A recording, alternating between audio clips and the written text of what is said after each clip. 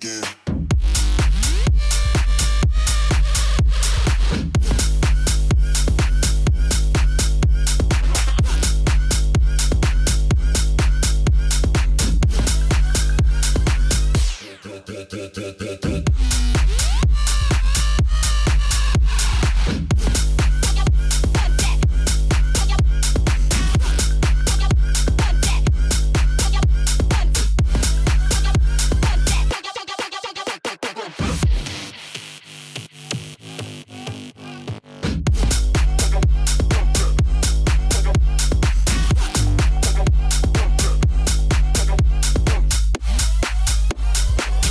Y'all thinking.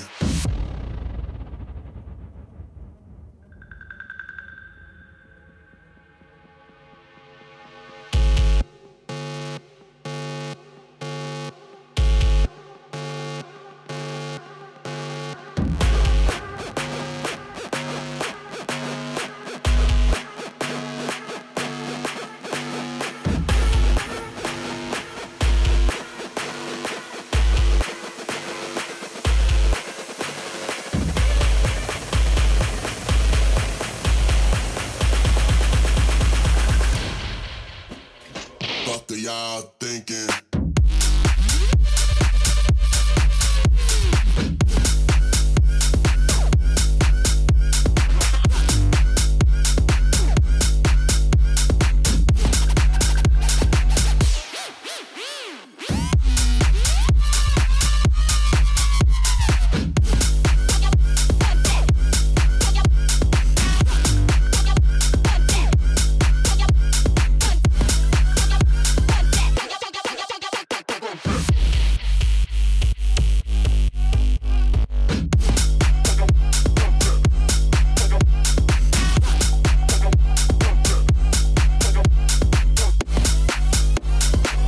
Y'all thinking.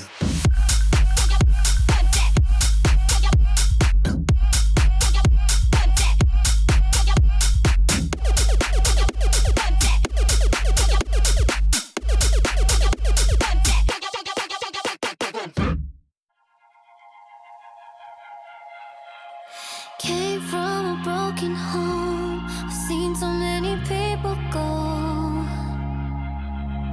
Learn to make it on my own. It's easier for me to be alone.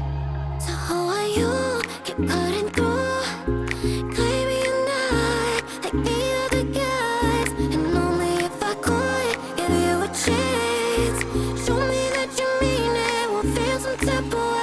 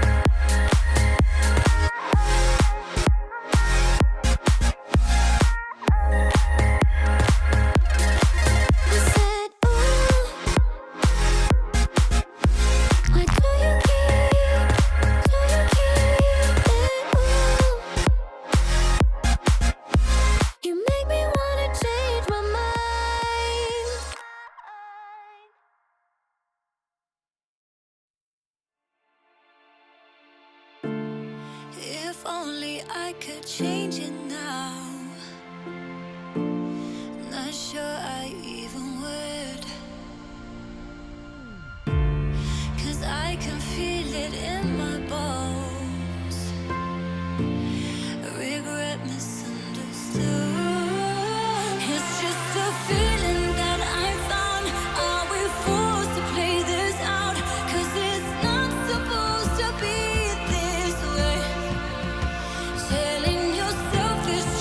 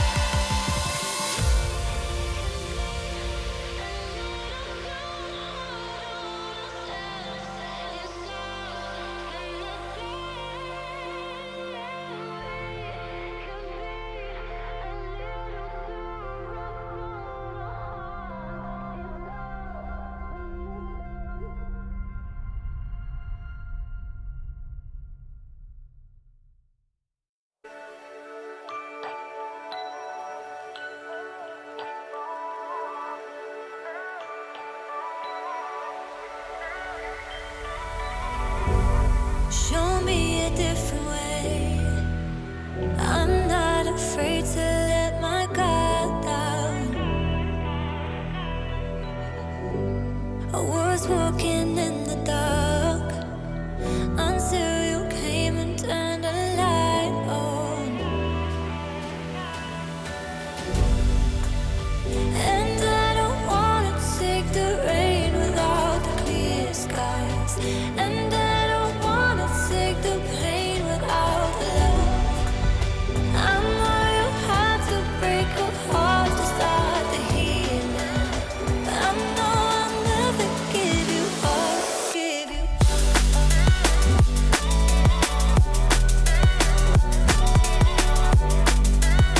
I know I'll never give you up, give you.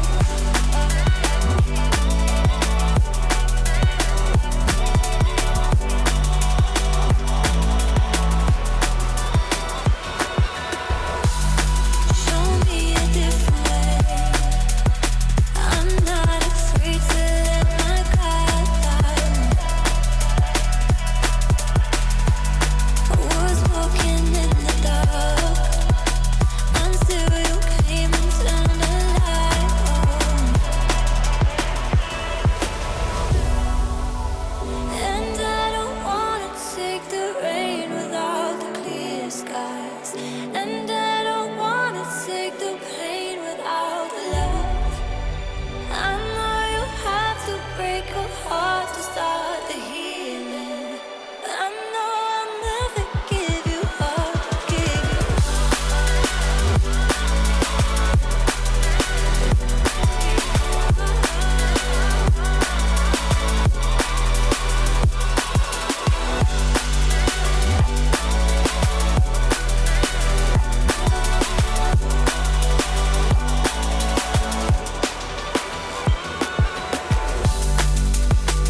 And I don't wanna take the rain without the clear skies.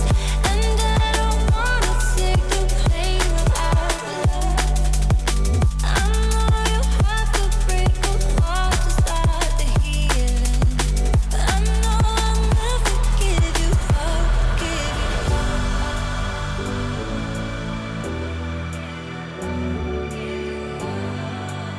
I know I'll never give you up, give you.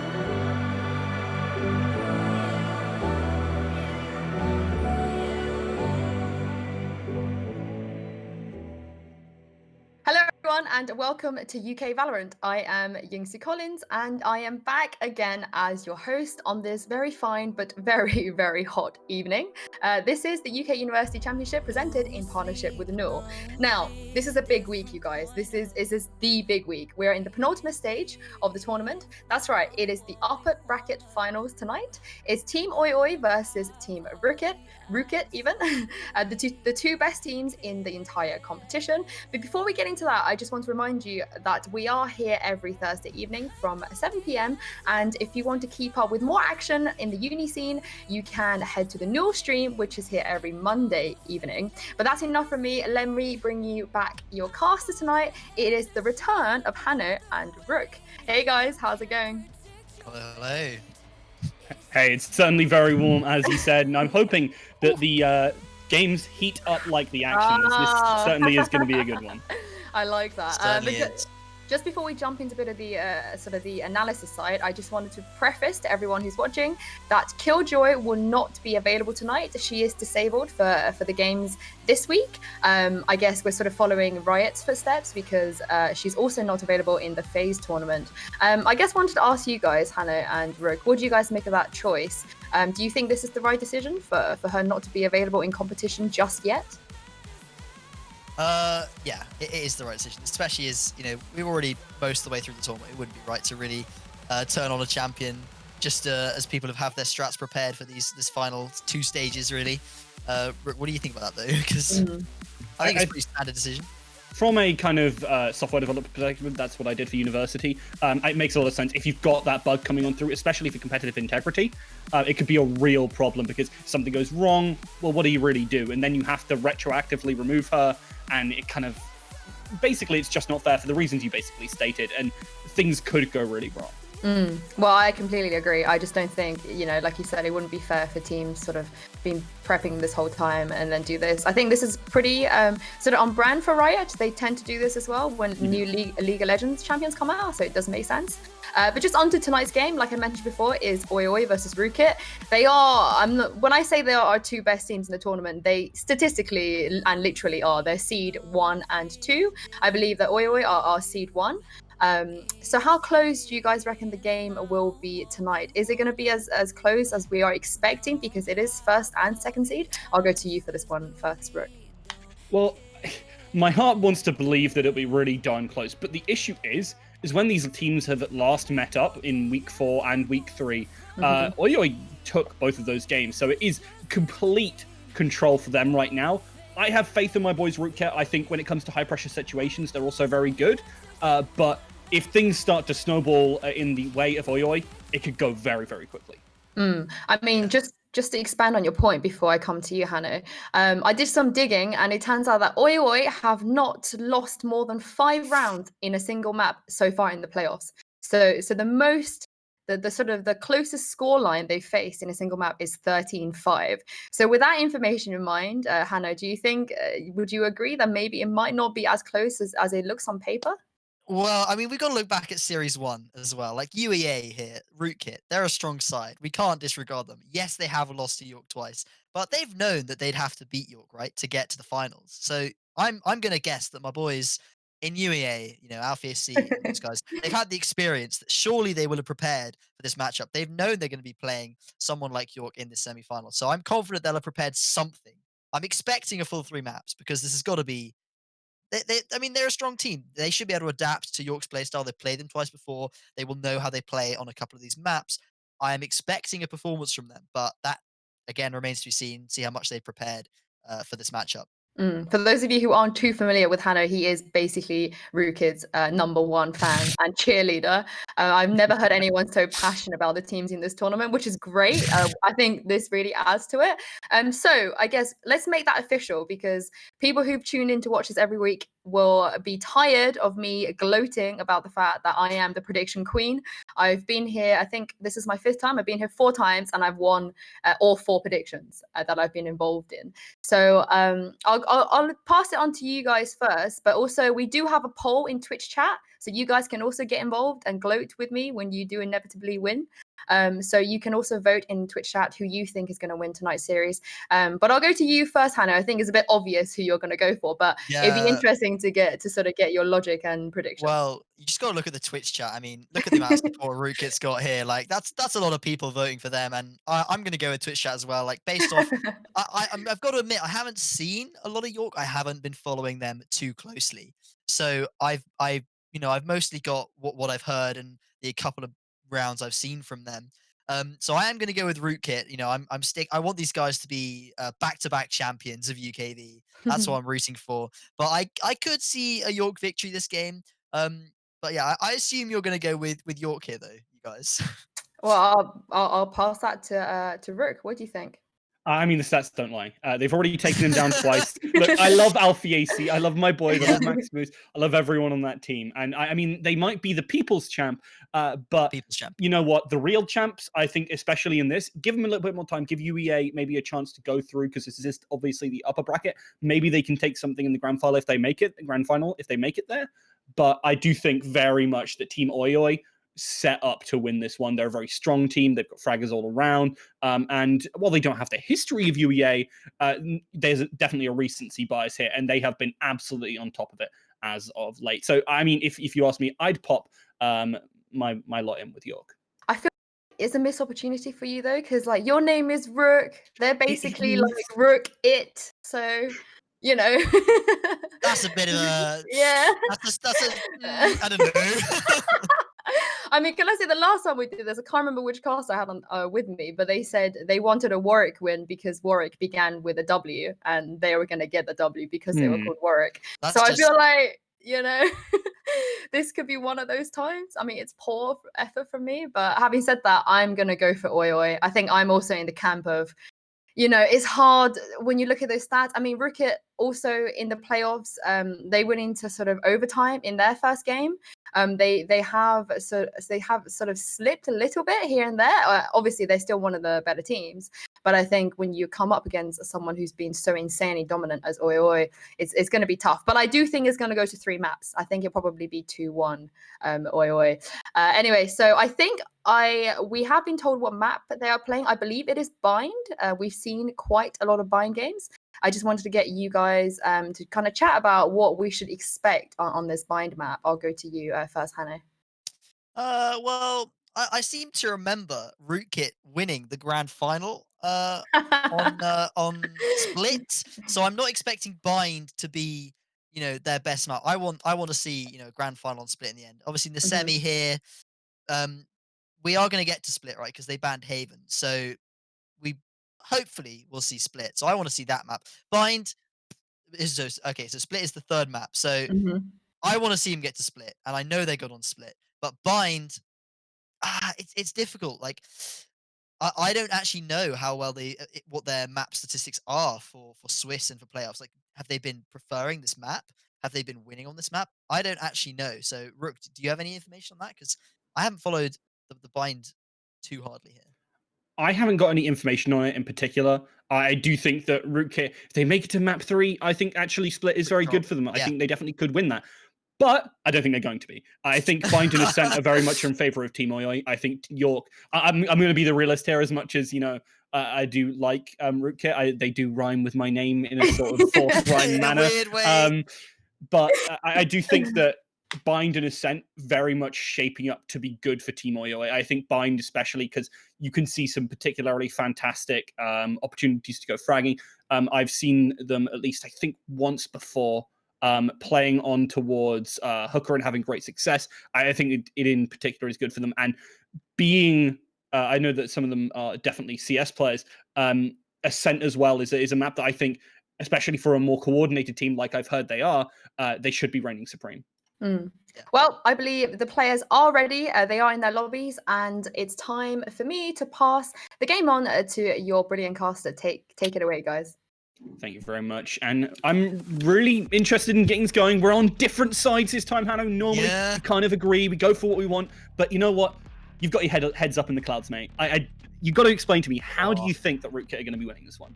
Well, you just gotta have faith in the god aimers that come out of the University of East Anglia. That's what you gotta have faith in. University of York, they're a strong side. Not gonna admit it. The York CS players are very good. I'm not sure how many of these guys are from the same team. I know that their CS side is very, very good. I mean, but look at the numbers, Rook. Look at the numbers. 74% in favor of Rootkit. Like, you got to go with Twitch chat. You got to go with the people.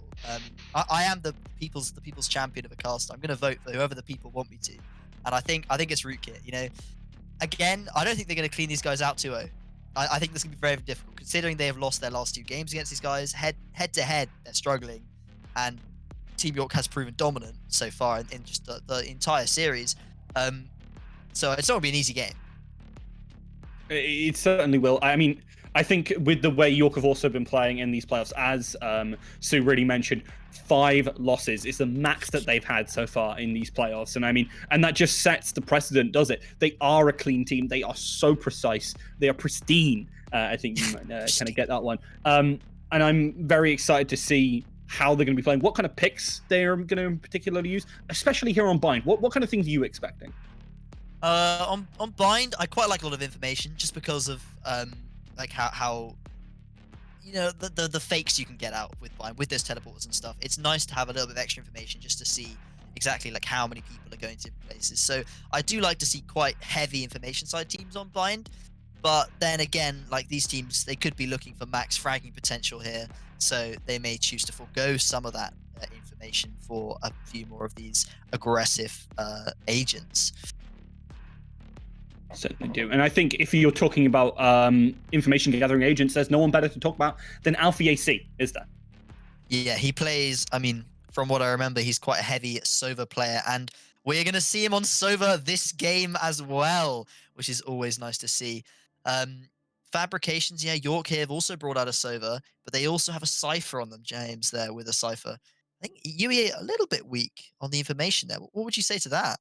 I mean, that's surprising to see. I think Yeah. it's obviously because of a bit of their roster change up. And you know what? I don't think it's the worst thing in the world, bringing a little bit more power. We've been seeing Jet kind of take over, and especially in competitive play. Yeah. And I think Omen has been underrated. I think a lot of people kind of warmed up to him now. So I don't think these are particularly bad picks, but you're going on a different slant. But as you said, that might not be the right pick here on Bind, as we're going to see some aggression early. Alfie getting right on up and just going straight towards it. Takes a little bit of damage. Won't lead into anything, at least early on here. Yeah, not entirely sure what he's doing here, standing aiming at a weird angle, but they have got some information on that player in hookah. Do they have? My stream is frozen for some reason. So if Careful. something happens, could you catch it? Yeah, well, we've got a couple of the UEA players sitting right back into the attacker spawn here, which is a little bit weird to see. A lot of sprays going down. This is a very strange round to observe here. Yeah. Uh, Oh, okay. We're going to come back to casters. They've had a disconnect, and we should be able to get that sorted quickly. That explains a lot of what was happening there. So, yeah, bit sad to see, but at least it's a false start rather than, Also. hey, we're 3 rounds in, you lose this round, and your economy's back broken, like we have seen before.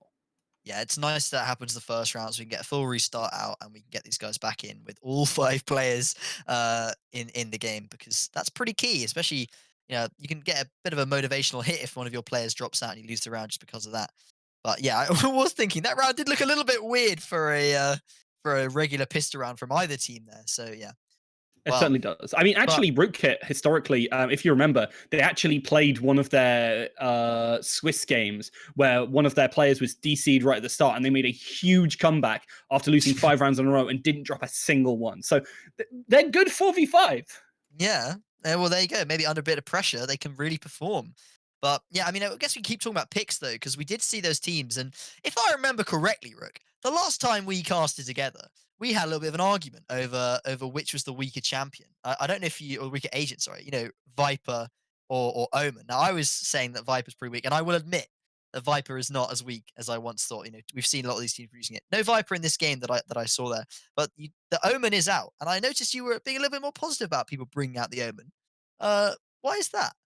Well, I do think Omen's pretty decent. I do still kind of. I have some interesting opinions. I don't think Razor's that good. I think people are kind of overrating it. I think that's the weakest champion, but I do think people are very much sleeping on Viper, and I think you can see that Viper has some pretty high win rates, especially in tournaments. But it's who's picking her. You kind of looking at that one and how people are effectively using her, depending on the maps, depends on how the setups come on through. So it can vary massively, and I think Omen is better as a more general pick rather than that Viper. Yeah, that's true. I mean, Omen again, like the buffs to his smokes and stuff, being able to place them really accurately through walls and everything. That's really, really nice to see. That's actually quite a few weeks ago now that this happened, but that's really has boosted his power level. But I think he will always be one of those sort of solo queue kings when people aren't checking angles and stuff, and he can just appear behind the team and just really screw you over. But it is, you can see, I think it's Rootkit, right, pick that. So we will see what they can do with that Omen. But yeah, we should be getting back into the game shortly once all players are back in the lobby and we can actually start the game for real. Yeah, hopefully as soon as possible. And there we are. We are right back on in. No changes in terms of picks. Obviously, the team's just going straight back to what they've got. And I'm going to be interested to see how kind of that mid's playing out this time, because obviously we saw both the Sovas meet there and get a couple of shots off. Yeah, we did. Well, maybe Alfie won't go walking up there, you know, not aiming actually at the guy this time. But yeah, shouldn't be any disconnects. We should be straight into the real game here. Going to see some interesting pistols out from these sides. Wow, taking the frenzy there. Not sure about that. I'm still unsure if that's really a worthwhile buy on the very first round. Especially on Sage. So you're not picking up that wall or anything. Yeah, that's a questionable one. Still has a chance to sell it, but it doesn't look like Weil is going to. That's going to be a frenzy first round for a Sage. It is. A couple of shots going back and forth as they're spreading out for the most part. As we do see committing towards picking up those ult orbs. And that's an interesting thing to see as to how teams are going to focus on the ult economy rather than just the gun one. Yeah, that's going to be absolutely vital to winning this game. It is. Dargon looking for a couple of shots here, trying to find those heads, but obviously this is a very, very shallow angle. Almost takes down the Sova right at the back there. That could have been a big opportunity as Griffin and Dargon are now setting up for this. They're going to allow Alfie and the rest of the gang to push on forward. Dashes on in, and Divine Aim draws first blood. It seems like act of God is he's going to lead that one in. 3 players moving on in as there's already a player back in elbow there. Maximus checking behind as everyone else is still waiting for that push to come on through. You see them trying to move on up, and Divine Aim not able to find it this time. Fabrications finds one and continues to push on in. As they're keeping it even, finally another falls, and this is looking like good for the defense as James finds 2 there. It's Alfie versus 2, does not manage to even finish off James, and that will be the defense and Team Oyo picking up round 1. I'm not sure how that happened there because the UEA side looked really, really strong there going in. The Jet just dashing straight on top of someone and managing to take them out, which really shouldn't happen with the pull-out time required for the pistol on Jet when you just dash in like that. But yeah, Divine Aim picking up a kill there. But yeah, York managed to actually turn that defense around, get the retake out with 3 strong kills from James there, which is always nice to see. That Cypher going absolutely big that round. Not necessarily a fragging agent, but yeah, able to do plenty for his team on that very first pistol round. Indeed they are. And now, obviously, with pistol round in tow, they're going to pick up a couple of those SMGs and look to really shut this down. The Ares is in hand, but it's Fabrications who opens up outside of Hooker here as the pistols are going to try and pull up. But Dave, with said Ares, is going to clean them right on up. Griffin takes a whole buttload of damage here as he goes down to 7. Divine Aim does manage to take down James after a little bit longer, but with only 2 players left versus 4 and make that 1, things aren't looking great for the side of Rootkit early on here. Divine Aim's going to get caught here very easily. Down to 25 HP. He really does not have a chance of winning this round. No, going to get taken down by well. That Ares proving very effective for the York side. It is, and obviously pumping out that many bullets, especially in the early round when people don't have too much in the way of armor, is going to do a hell of a lot. Shut down that group push more than anything. That was the big part of it, because if they get that first pick, they can rush onto site, try and make those plays, and well, that would not have been good. Yeah, that grouping is the traditional, attack plan from anyone really on an eco round after losing a pistol like that, and just getting 1 pick to really demotivate that push and just prevent that momentum from building up is massive for York. But yeah, they're going to be 2 rounds up, and we're going to see a real buy round out here from both teams. Here we are. Alfie going to pick up that orb that we were talking about with the economy earlier. But right now, no plays being made. Jiggle peek there. We'll get a bit of information as he jumps back with that knife, but right now, information is the only thing that's been gained. Utility. Going on in here as Alfie has been walled off and they're looking for a little bit more. They're starting to commit towards this A site. So Alfie is waiting for that to fall down before him, and the rest of his team tries to make a move here. We'll go down as now you see a couple of players back towards that corner box. Fabrications will finish off Alfie, and now with no player to make that flank, their position is a lot worse. Dargon falls and Divine Aim tries to drop down and find something, but the information given over to them hasn't netted anything yet. In fact, all they've done is lost players. Griffin's going to try and move on up, but gets caught by so many different players, and these rifles are not looking good right now as Divine Aim is cleared out, and as much as Maximus finds 2, that's not going to be the round for them. That was a really strong defensive side from York there. They really played that hookah position, Lamps position well there. I think it was Veternity there, just jiggling out, just keeping that UEA side preoccupied with him while the rest of his teammates absolutely cleaned up Rootkit Esports here. That was a good individual play from him and great teamwork from York to absolutely dismantle that UEA short push.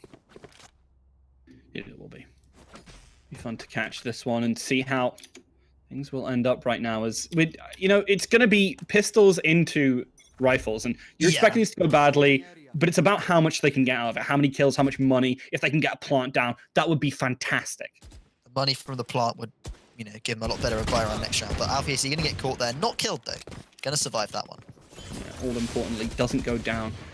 No Sage on the team to kind of heal them up, but Dargon gets caught out. That slow orb, absolutely massive in stopping him from being able to retreat. And when you're caught out like that in the open, things aren't going to go well. Veternity with a good spray down, but does finally fall as Divine Aim continues to push aggressively. has the ultimate ready, but tries to find the shots onto Wal. And I mean, this is it right now. You've got one player remaining. Griffin had already disconnected, but comes back to their team completely decimated. Yeah, that is an unfortunate round for them. They didn't even manage to get much of anything there, just picking off the Phoenix that round. Obviously hadn't bought a huge amount, not a huge amount of investment, just I think 3 or 4 revolvers there for them, which isn't a massive investment, but you'd hope you could get maybe 1 or 2 guns out of there, try and get the spike down, just to get a little bit of extra money going into this 5th round. Obviously, a shame here that Griffin has DC'd, but well, he should be reconnecting very shortly and getting into the 5th round. It should be. They're looking for him, trying to get some information out there, but shouldn't lead to all too much. Yeah. Ults are looking pretty even actually so far. We've got the Jet and the Phoenix for UEA ults up, which are going to be really strong, especially that Phoenix one for breaking into a site, which they definitely need to do because they are not winning rounds right now. They are 4 rounds down, and they're going to want to start picking some up very soon. They are. And I mean, the thing is, right, is you've got these ultimates ready, and you need to use them as a way to open things up. You've got rifles for the most part. This is your big opportunity. If you don't start turning things around now, pick up a round at the very least, things are really going to start to look a little bit skewer for you. Yeah, Maximus, he's going to be the one to watch out for this round, I think, because that Phoenix ult is just so good for entering sites. Jet ult, it's just not as good. Those knives, really not as good as just having a Vandal in your hands, I would suggest. So hopefully he should be the one to open up this round for UEA and give them their first round of this series. Really well. You can see them starting to move up, playing towards this B site yet again. Dargon turns away just as a player moves into his line of sight. But that's the information given away, and you can see Divine Aim just moves on in, and Divine Aim seems like a pretty good descriptor right now, as they have been absolutely fantastic. Takes down Daven with James falling. This is a lot of site control. 2 versus 5 right now for the side of York, and not a lot of utility. That is fantastic from Divine Aim there, popping up and popping heads, taking out Wal, and I mean, pretty much securing that round for their team alone. Well, what did I say? Yeah, we saw that Phoenix ult go in. We saw that Jet ult come out. We were perfect on that call there. These ults really opened up their site. 3 really quick kills for them, and that is exactly what they needed. I think it's going to be a perfect round for them. All 5 players should survive here, and they've still got that Sova ult for next round. Obviously, Jet has used hers. But yeah, that individual play there from F22/Divine Aim, whichever you'd prefer to call him, just going absolutely ham. That kill on the stage was magnificent. Indeed it was. Strong stuff. And the only issue I have with it is that you had to invest those 2 ultimates. And that can make things a little bit awkward later on, because if you look at the ult economy, York have 4 ready, as opposed to your 1. Yes, but it is Alfie AC with the ult. Now, it is true. He is a god gamer. We've seen from the grand final of of the UKV first tournament, the first series, that he could do things with that ultimate. So maybe he'll bring it out this game. But yeah, I mean, you've got Griffin. He's only 1 away, so maybe it's a little closer than we think. But yeah, like Dargon, Maximus, Divine Aim here, they're a long way off their ults, and York is looking pretty secure with 4 of them up this round. They are. You can hear the York comms. They're going, oh, don't worry. Next round, they won't have that. F22 won't be able to do it. Alfie, however, isn't able to do anything, even though he has that ult up. Taken off the board. Fabrications, proving that they are the better shot. Good refrag there from Dargon. As well will go down, but it's going to keep on moving in, moving towards one of these other players on site. You can see that the Phoenix is there. It's Griffin and the rest of the gang still looking to make their play on. Waiting just around the corner is James. Cyber Cage will allow him to move into a bit of a better position. The smoke goes right on top of him. But right now, you can see them waiting for the most part. Divine Aim knows they can't make this move rashly because there are so many eyes watching their position. And with Dargon dead on the A site, now they have to go for this B site. Given away by the camera there. Tries to find a shot, but doesn't quite finish him off. And as Fabrications was waiting in the wings, that'll end F22. And I mean, likely hopes of picking up this round. Yeah, I was hoping maybe UEA would be able to pick up some momentum there, but looking like the 6th round is going to go the way of York. Griffin, unlikely to be able to do much against all 5 York players. Sorry, all 4 York players here. Only the Cypher is low. Maybe something big could come out with these Omen teleports. Well, certainly something big does come out. They take down Eternity, and they're getting a little bit of extra cash. Smoke comes out, but unfortunately, Dave had a wide swung right before it had finished, and Griffin taken off the board. Solid stuff from York right now, and I mean, they look to continue as they started. Really strong gunplay, backed up with good calls. You see Fabrications backing off instantly, knowing, calling to their teammates, and everyone responding in turn. Yeah, and also York didn't have to use any ults there, so they are still way ahead on that ult economy. UEA, they've got Griffins now, they've got Alfies, but yeah, the other three, Dargon's getting close, but Maximus Divine Aim, again, they're a way away from theirs. So if their plan is to use the same strat to get their second round as they did their first, they've got a long while to wait. Certainly do. Dargon, something a little bit cheeky here, but again, can't really contest in mid there. Alfie trying to get some information, but will hardly be able to capitalize off of it because of this wall. In fact, kind of forced back, trying to get information with this drone, which no one will really be able to push off of. So I'm surprised to see him using like this, considering he's such a service specialist. Yep, that is true. Use of utility there that really couldn't be capitalized on. Small things like that that can lose you these rounds. And it has been.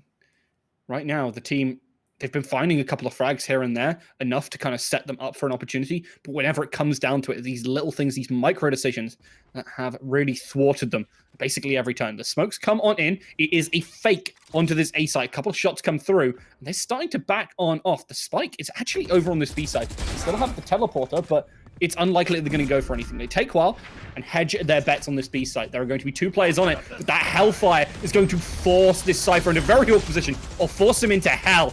James, however, finds 2, and that's more than enough. The trapwire will show exactly where Griffin is, and a Hellfire of their own means he's going to be able to actually escape here, and they do finally spot him. But he's able to take down that Phoenix. He's looking for a little bit more, takes out Dave. 2 versus 1 right now. But not a lot of time left on the clock. Griffin has to try and make this play, takes out Eternity, looking for the last, but Fabrications will finish off that one, and Team Oyoi barely clinching that one out. Yeah, that was a close round. They almost got completely faked there by UEA, but they just managed to hold on that site. I was really expecting it to be a clean sweep for UEA, because when that ult came down straight on top of James, I was not expecting anything, because he's been very quiet since that pistol round. He got 3 kills, I believe, in that pistol round, and those were the only 3 kills he had this game. But that round there, he absolutely popped off, getting 2 kills, standing in the middle of a Hellfire, and yeah, managed to trade effectively there, with UEA losing far too much going into that site. Absolutely. Well, it's sad to see UEA absolutely shut down, to be completely honest, only by James, who did go down to that Hellfire, but managed to take those important 2 frags right before it happened, as they're setting up for a push onto this A site. Yeah, we're going to see that flash from Maximus. That's going to be vital in getting his team in, but no one's there to get flashed. Let's see if they check lamps properly. Yeah, they do. Eternity goes it down right away. Griffin with some good shots, and all these smokes is going to net a lot. But Val is waiting, takes down Dargon with a spray through the smoke as well. The slow orb will give away information. You can see Fabrications waiting for this opportunity to push on up. Maximus is going to slip into this position, but still not able to push anything too far. You can see F22 trying to retreat, but Maximus doesn't get through the teleporter, put down by Well right here. And honestly, Spike Carrier going down is so brutal for them right now. You can see F22 trying to do something, but Well with the 4K, absolutely taking control of this game.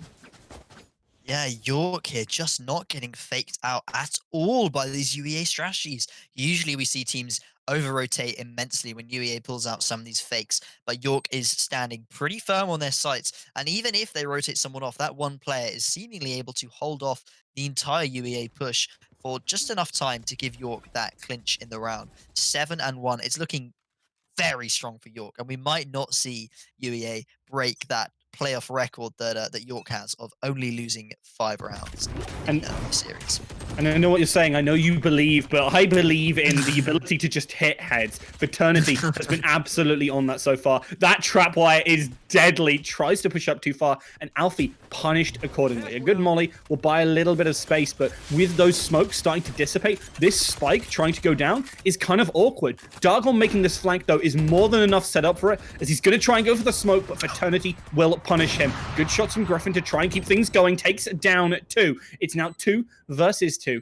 as the retake is starting to come in from very different angles. Griffin watches the shot but does not land it. Maximus, the only remaining player, and versus 2, his position isn't a great one. He's going to try and move out wide, does try and get some shots, but with his position revealed, James will finish that one. And 8-1, York looking hella dominant right now. Looking real strong. Now, you were just saying about the power to hit heads, and I noticed about 5 seconds after you mentioned that, Eternity missed pretty much a full shot. Okay, onto let's not be Dargon, sticklers here. walking around the middle of sight, but that's fine. They still pick up the round. 7 rounds up. They are looking to pick up Bind with a commanding lead. Certainly is. I mean, we are going to see a buy round from UEA here, but what are they really going to vary up here? Because we've seen them try a couple of things. We've seen them try a fake on A.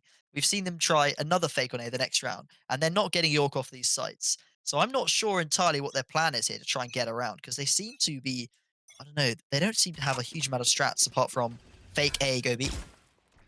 Yeah, and honestly, it's been really real strong for them. Dargon pushes through the molly and misses everything. Fraternity takes him down, and that's the other side of the coin. James does fall, however, on this opposite site, so that's a big opportunity. But there are 2 players waiting there, and Fabrications has been a stalwart on this defense. Dave will fall, but as I said, you've still got Fabrications alive. He does get taken down here as Maximus is able to shut him down, but Alfie falls too. It's 2 versus 2, and they haven't even got the spike down as much as they have site control.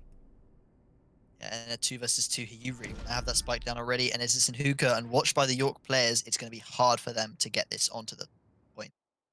It really is. Divine Aim, F22, whatever you want to call him, is looking for an opportunity to make this play. Phoenix will move in first with that run it back, tries to find the shot, but taken down. Eternity will fall, but is traded out as Divine Aim is going to go down. Nice stuff there, but Maximus gets that spike, and that's the all-important thing. That's why the run it back was so strong there. He's going to rush over to the A site. You can already see, while going on that rotate, getting that res, and now it's going to be that 2 versus 1 that should be key to picking up their 9th win. That Sage ult coming in clutch here. They're going to have a really strong chance at this round with both the Sage and the server alive here, with just Maximus left for UEA. But Maximus certainly can do this. We've seen him before. Utility comes out and he uses this as an opportunity to peek, but wow, he knows he was peeking. He caught with your hands in the cookie jar there, Maximus. He is taken down, and that will be the defuse. And as we talked about before, ult economy going over to Fabrications here. Yeah, but that's going to put them 8 rounds up if they actually, they're getting around to defusing the bomb now. 8 rounds up, that's a really strong lead. They're only, what, 3 rounds? 4 rounds off really securing this victory. And UEA have got to be pretty worried by this point. 8 rounds down against York. I know they've lost twice before, but this is the one that if they win this game, they would get into the final. But being this far down, they've got to be losing a little bit of motivation here. But they've got to really try to change up their strategy and do something that will get these rounds down against York. Because on the defensive side, I don't know. I think York's a pretty strong attacking team, so I don't know how much hope UEA is going to have at getting multiple rounds in a row.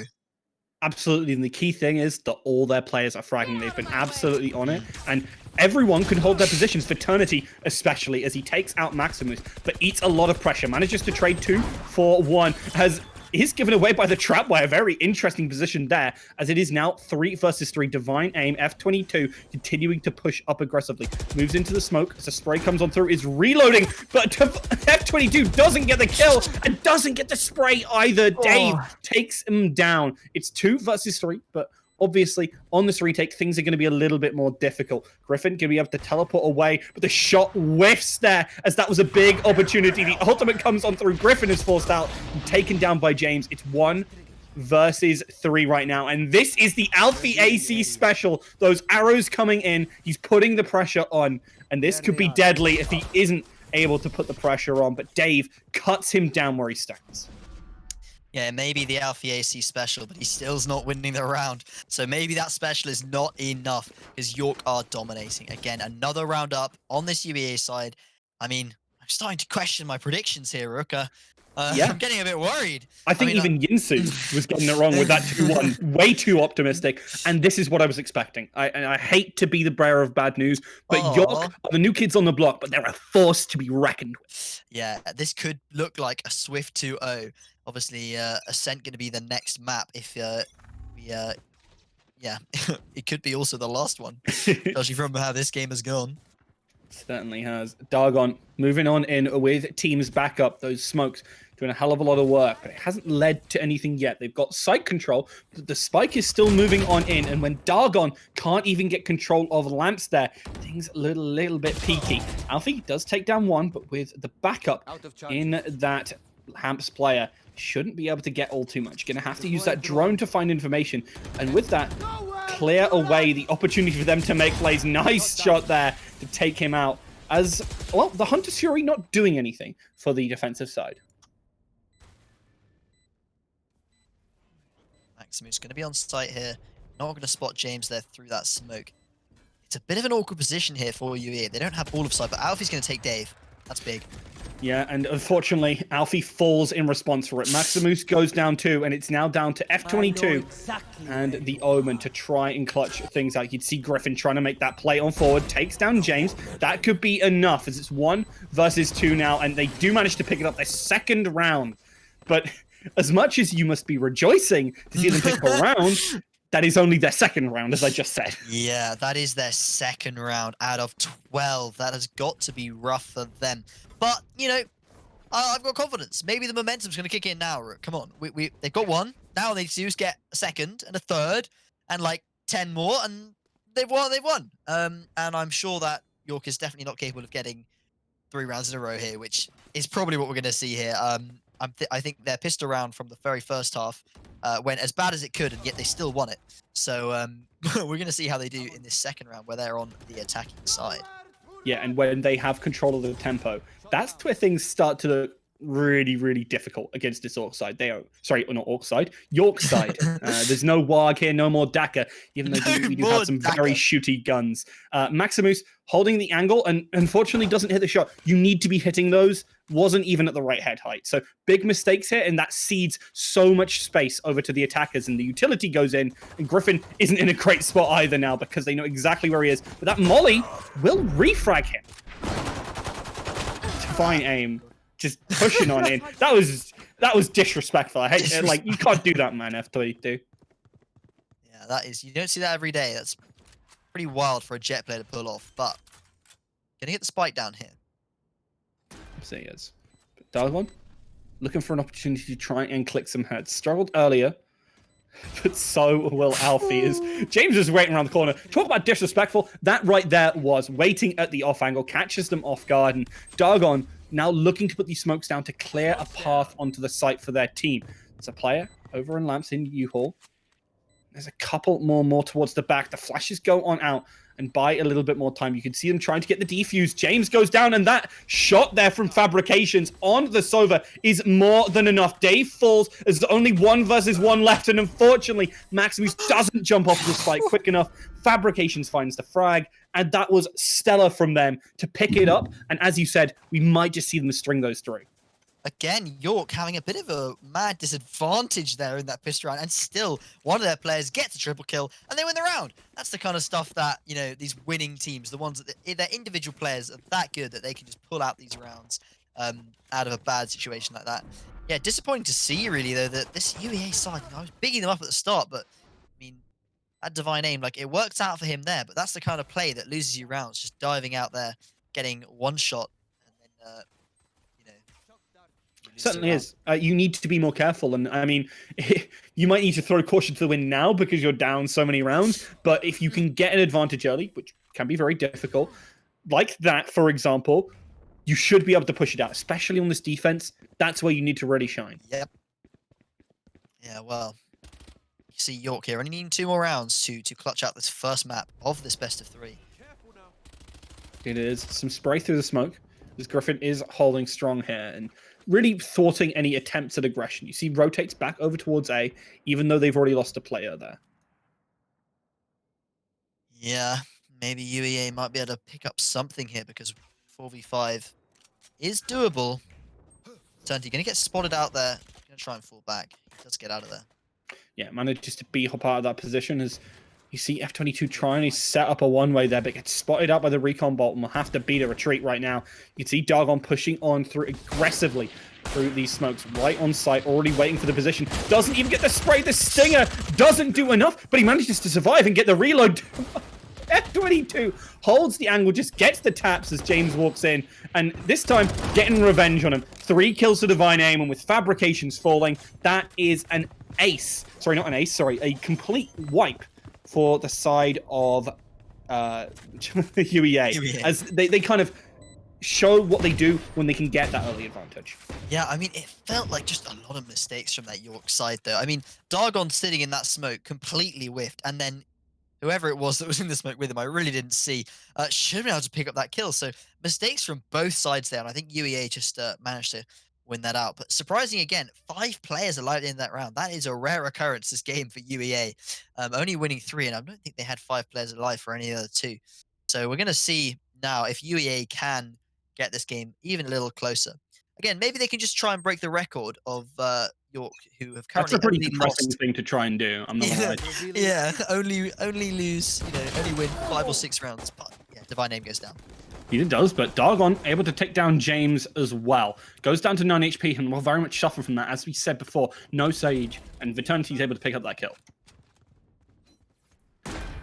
Alfie looking for an opportunity, but Maximus on that Marshall. Able to take Fabrications right down. Obviously, against Eco, this weapon is so darn scary, and forcing people out with a molly is more than enough to set you up. 1 player remaining versus 3, and obviously doesn't have much in the way of weaponry. Things are going to get kind of difficult, but you can see they're not actually moving from this position. He's going to get flanked, stops them from making that defuse. Maximus is going to cover it, but the molly is there, and they won't be able to get the defuse here. They don't know how much time they quite have left yet, as they're trying to push him aggressively, going for that defuse. They've got the checkpoint, and they will just be able to just about be able to make it, as Dave goes down right at the end.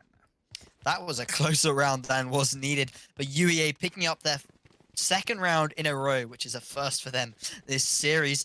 But yeah, it's surprising how much Dave was actually able to do there in a 1v3. All those players looking towards A short. It made absolutely no sense that they didn't suspect he could have rotated there towards Showers. But, that's the little cracks that we're seeing in UEA that are allowing York to exploit them and win so many rounds. But yeah, UEA, they just need 1 more round to be on par with York's opponents of the past, who have only, again, as we keep pointing out, have only ever managed to get 5 rounds on these guys in any map. Did they? But this should be an opportunity. This is rifle round, I believe, for the side of York. And I mean, we've seen what they can do with some heavy weaponry. Maximus not finding anything with that run it back. It's interesting to see it invested like that. Yeah, again, the first round they picked up this game was off that run it back. Without it this round, it's going to be a lot harder because Maximus was that impact player in their very first round of this map. It is 3 players now on this B site, as we do see Maximus rotate right on back. Shot goes on through Griffin, takes it down the drone before it finds any information. As we still see them kind of evaluating where they want to push on. A couple of players move up to long. It's going to be that 2-2 split. Smoke comes on through. Griffin moving up to a more safe angle here, is exposing themselves to a little less. The go sign still hasn't dropped. They're still waiting for the opportunity to push on up. Alfie in position. The smokes come on through, and they will be cut off from the rest of their team. Really nice recon bolt will tell them exactly where he is. He doesn't manage to find a thing. 2 players go down instantly as Griffin is waiting in the smoke here. This is a good opportunity for them to find something, but they are so darn cut off, especially with that wall stopping basically anything. Divine Aim, though, pushes on through, finds 3, and that is not what should be happening here. The spike hasn't even gone down. The attackers have been brutally stopped right now. Dargon will fall. It's 1 versus 1, but with no spike down, they're not going to be able to get a thing. I don't think he actually got it started in time. He does actually get it down. Okay, so Griffin now struggling, has the operator, which is difficult to push on through, but James, for some reason, pushes the operator, gives Griffin the kill, and awards them the round. Yeah, Griffin shaking his head there at the body of James. Pushing an operator is never a good idea. Maybe he thought he'd rotated to elbow, but yeah, losing the round there. And UEA are on 5 rounds. They are starting to pick it up on this defensive side. I mean, that round was purely, I think, Divine Aim there with that triple kill on the Jet. Crazy kind of plays there. If we get a few more of those out in this game, we could be looking at a much closer map. Obviously, York only need 2 rounds, but UEA getting 3 in a row. All have been defuses, albeit, are going to be feeling a lot stronger in this second half. But they've also been team wipes. Let's not hide things Yeah. away here. They have actually finished off everyone in that situation. A little bit of a late shot there from F22 will actually lead to them dying against pistols here. So that's an attempt to pick up that rifle. The smoke buying a lot of time and actually buying them an opportunity to go pick up these weapons. Unfortunately, James walks right into Maximus, and with the smoke dissipating, they're not going to find all too much. They get through the teleporters, and they've run them around right now. Griffin holding the angle, but does not hit the shot, and you really need to hit those. Unfortunately for Fabrications, he tests him again, and Griffin does not miss a second time. Well, okay, he missed there, but without the AC's backup, they're able to pick this up, and some very clean rounds right now coming out from Rootkit. Yeah, I mean, if York had weapons there, I think Griffin would have been pretty screwed, because them running in with pistols there and a very weak wall from that Sage as well meant that Griffin just had free range of taking them out there. I mean, yeah, should have hit that shot. Luckily, gets them both off of repeats and a bad wall. So that is going to give UEA their 6th round, which means they are now York's best opponents so far, able to get more rounds than anyone else on a map against York. So we could be looking at a much closer game than we initially expected at the end of the first half. It is. And honestly, it's been down to that aim. Some fantastic individual performances, in particular from F22 and from Griffin, who has been stellar on this Omen. The ultimate comes out from Alfie as he's trying to get some shots down and get a little bit of damage, but only finds a couple of scratches as he doesn't really lead to all too much.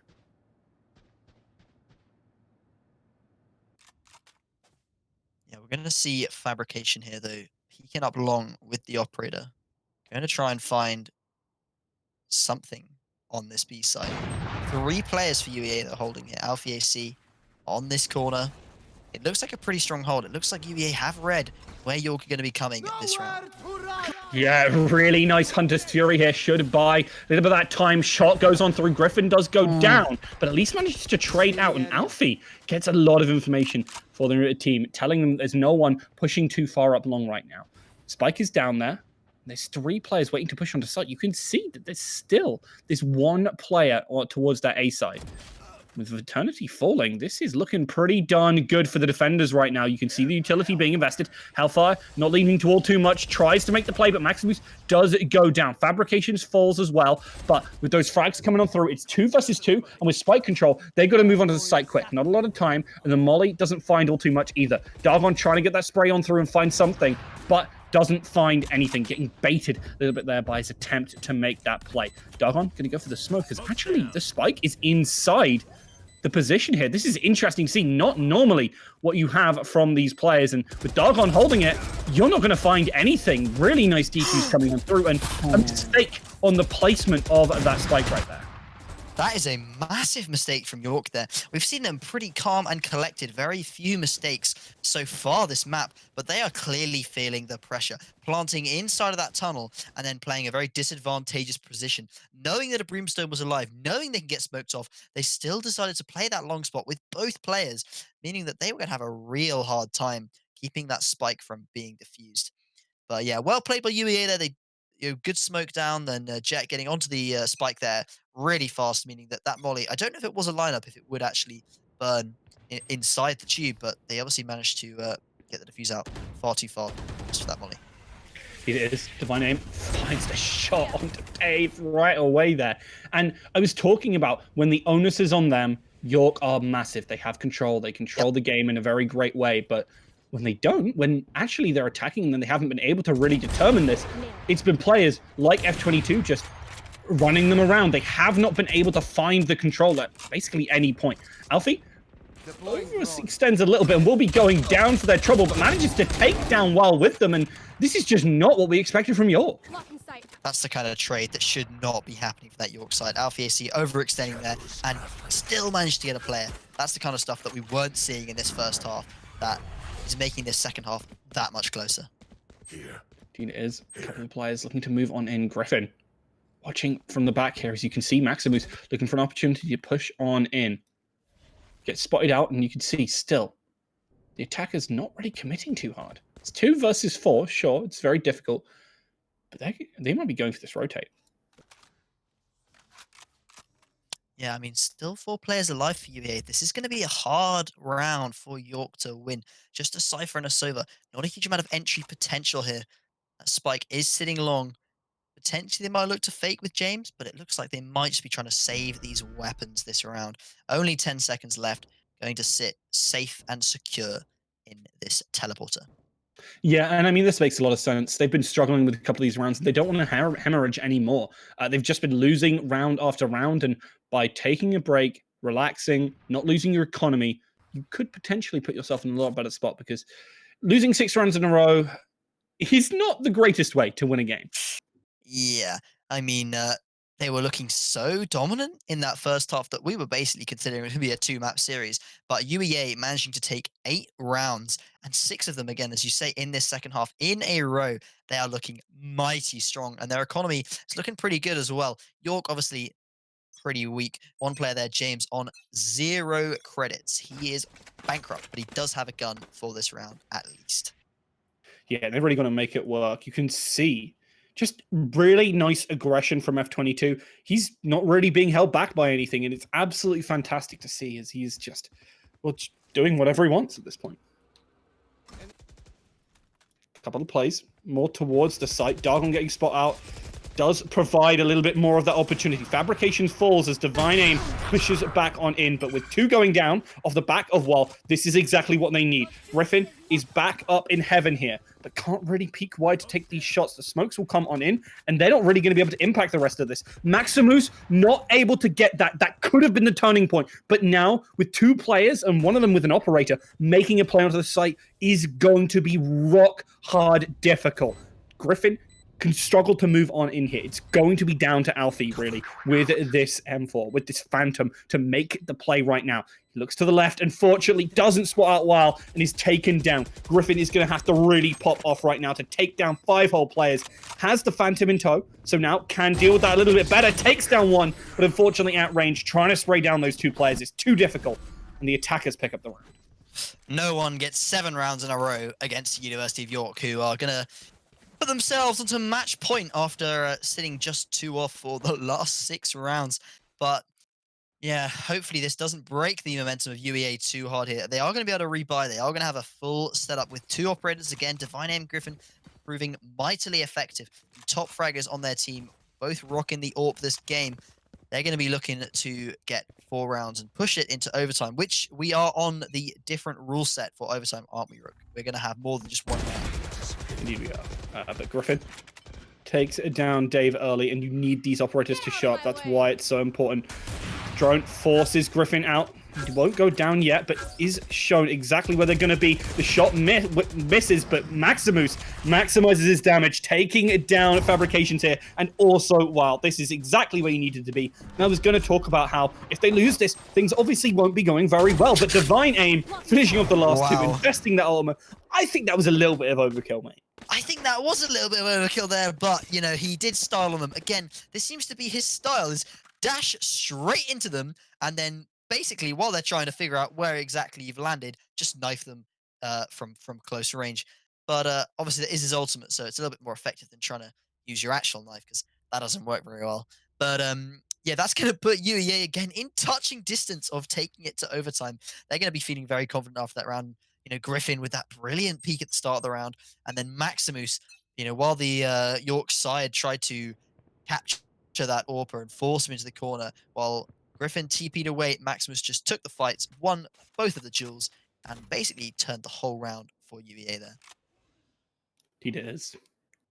York still have the rifles, though. They need to make their play. And I like the F22 isn't playing so aggressively this time. Isn't pushing up, like, very aggressively, and as a result, isn't leading to all too much. Gets traded out there, but takes down Wild, an important player, with Maximus taking down Viternity too. This is a fantastic way to stop this push. You see rotates already coming on out, and I like that actually a player managed to slip onto site right now. Dargon is going to throw that out. I don't know why, but you know what? Why not? The smoke's invested. As the rotate is starting to come on through, you can see a player more over towards that B site. Not a lot of smokes left on, though, so they don't have a lot to try and make this push with. Hellfire comes on through. That'll cut them off a little bit. Griffin, with that smoke, sees that a player drops down, but will find the second as Dave doesn't quite manage to slip through. And Griffin takes down another. You cannot contest this man in this position. You need to smoke him off. You need to do something. You cannot let him get away with this. Yeah, you're just letting Griffin sit at the back there with that operator, getting a triple kill in quick succession there, completely halting the York advance and putting them only 2 rounds apart. This is very, very close. Now, York only getting 2 rounds so far on this attacking side. It's looking tough for them. I don't think they're going to have that great of a buy this round. They certainly aren't. And things went really well in that first half, honestly, for the side of York. But things have been more than difficult, as you can see from that shot right there.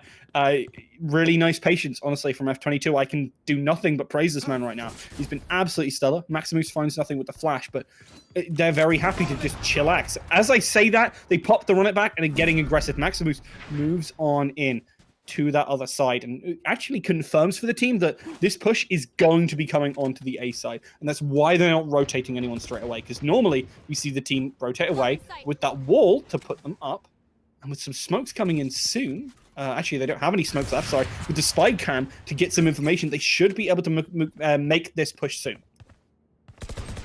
Wall going down, Eternity falling as well, and it seems like it was wishful thinking.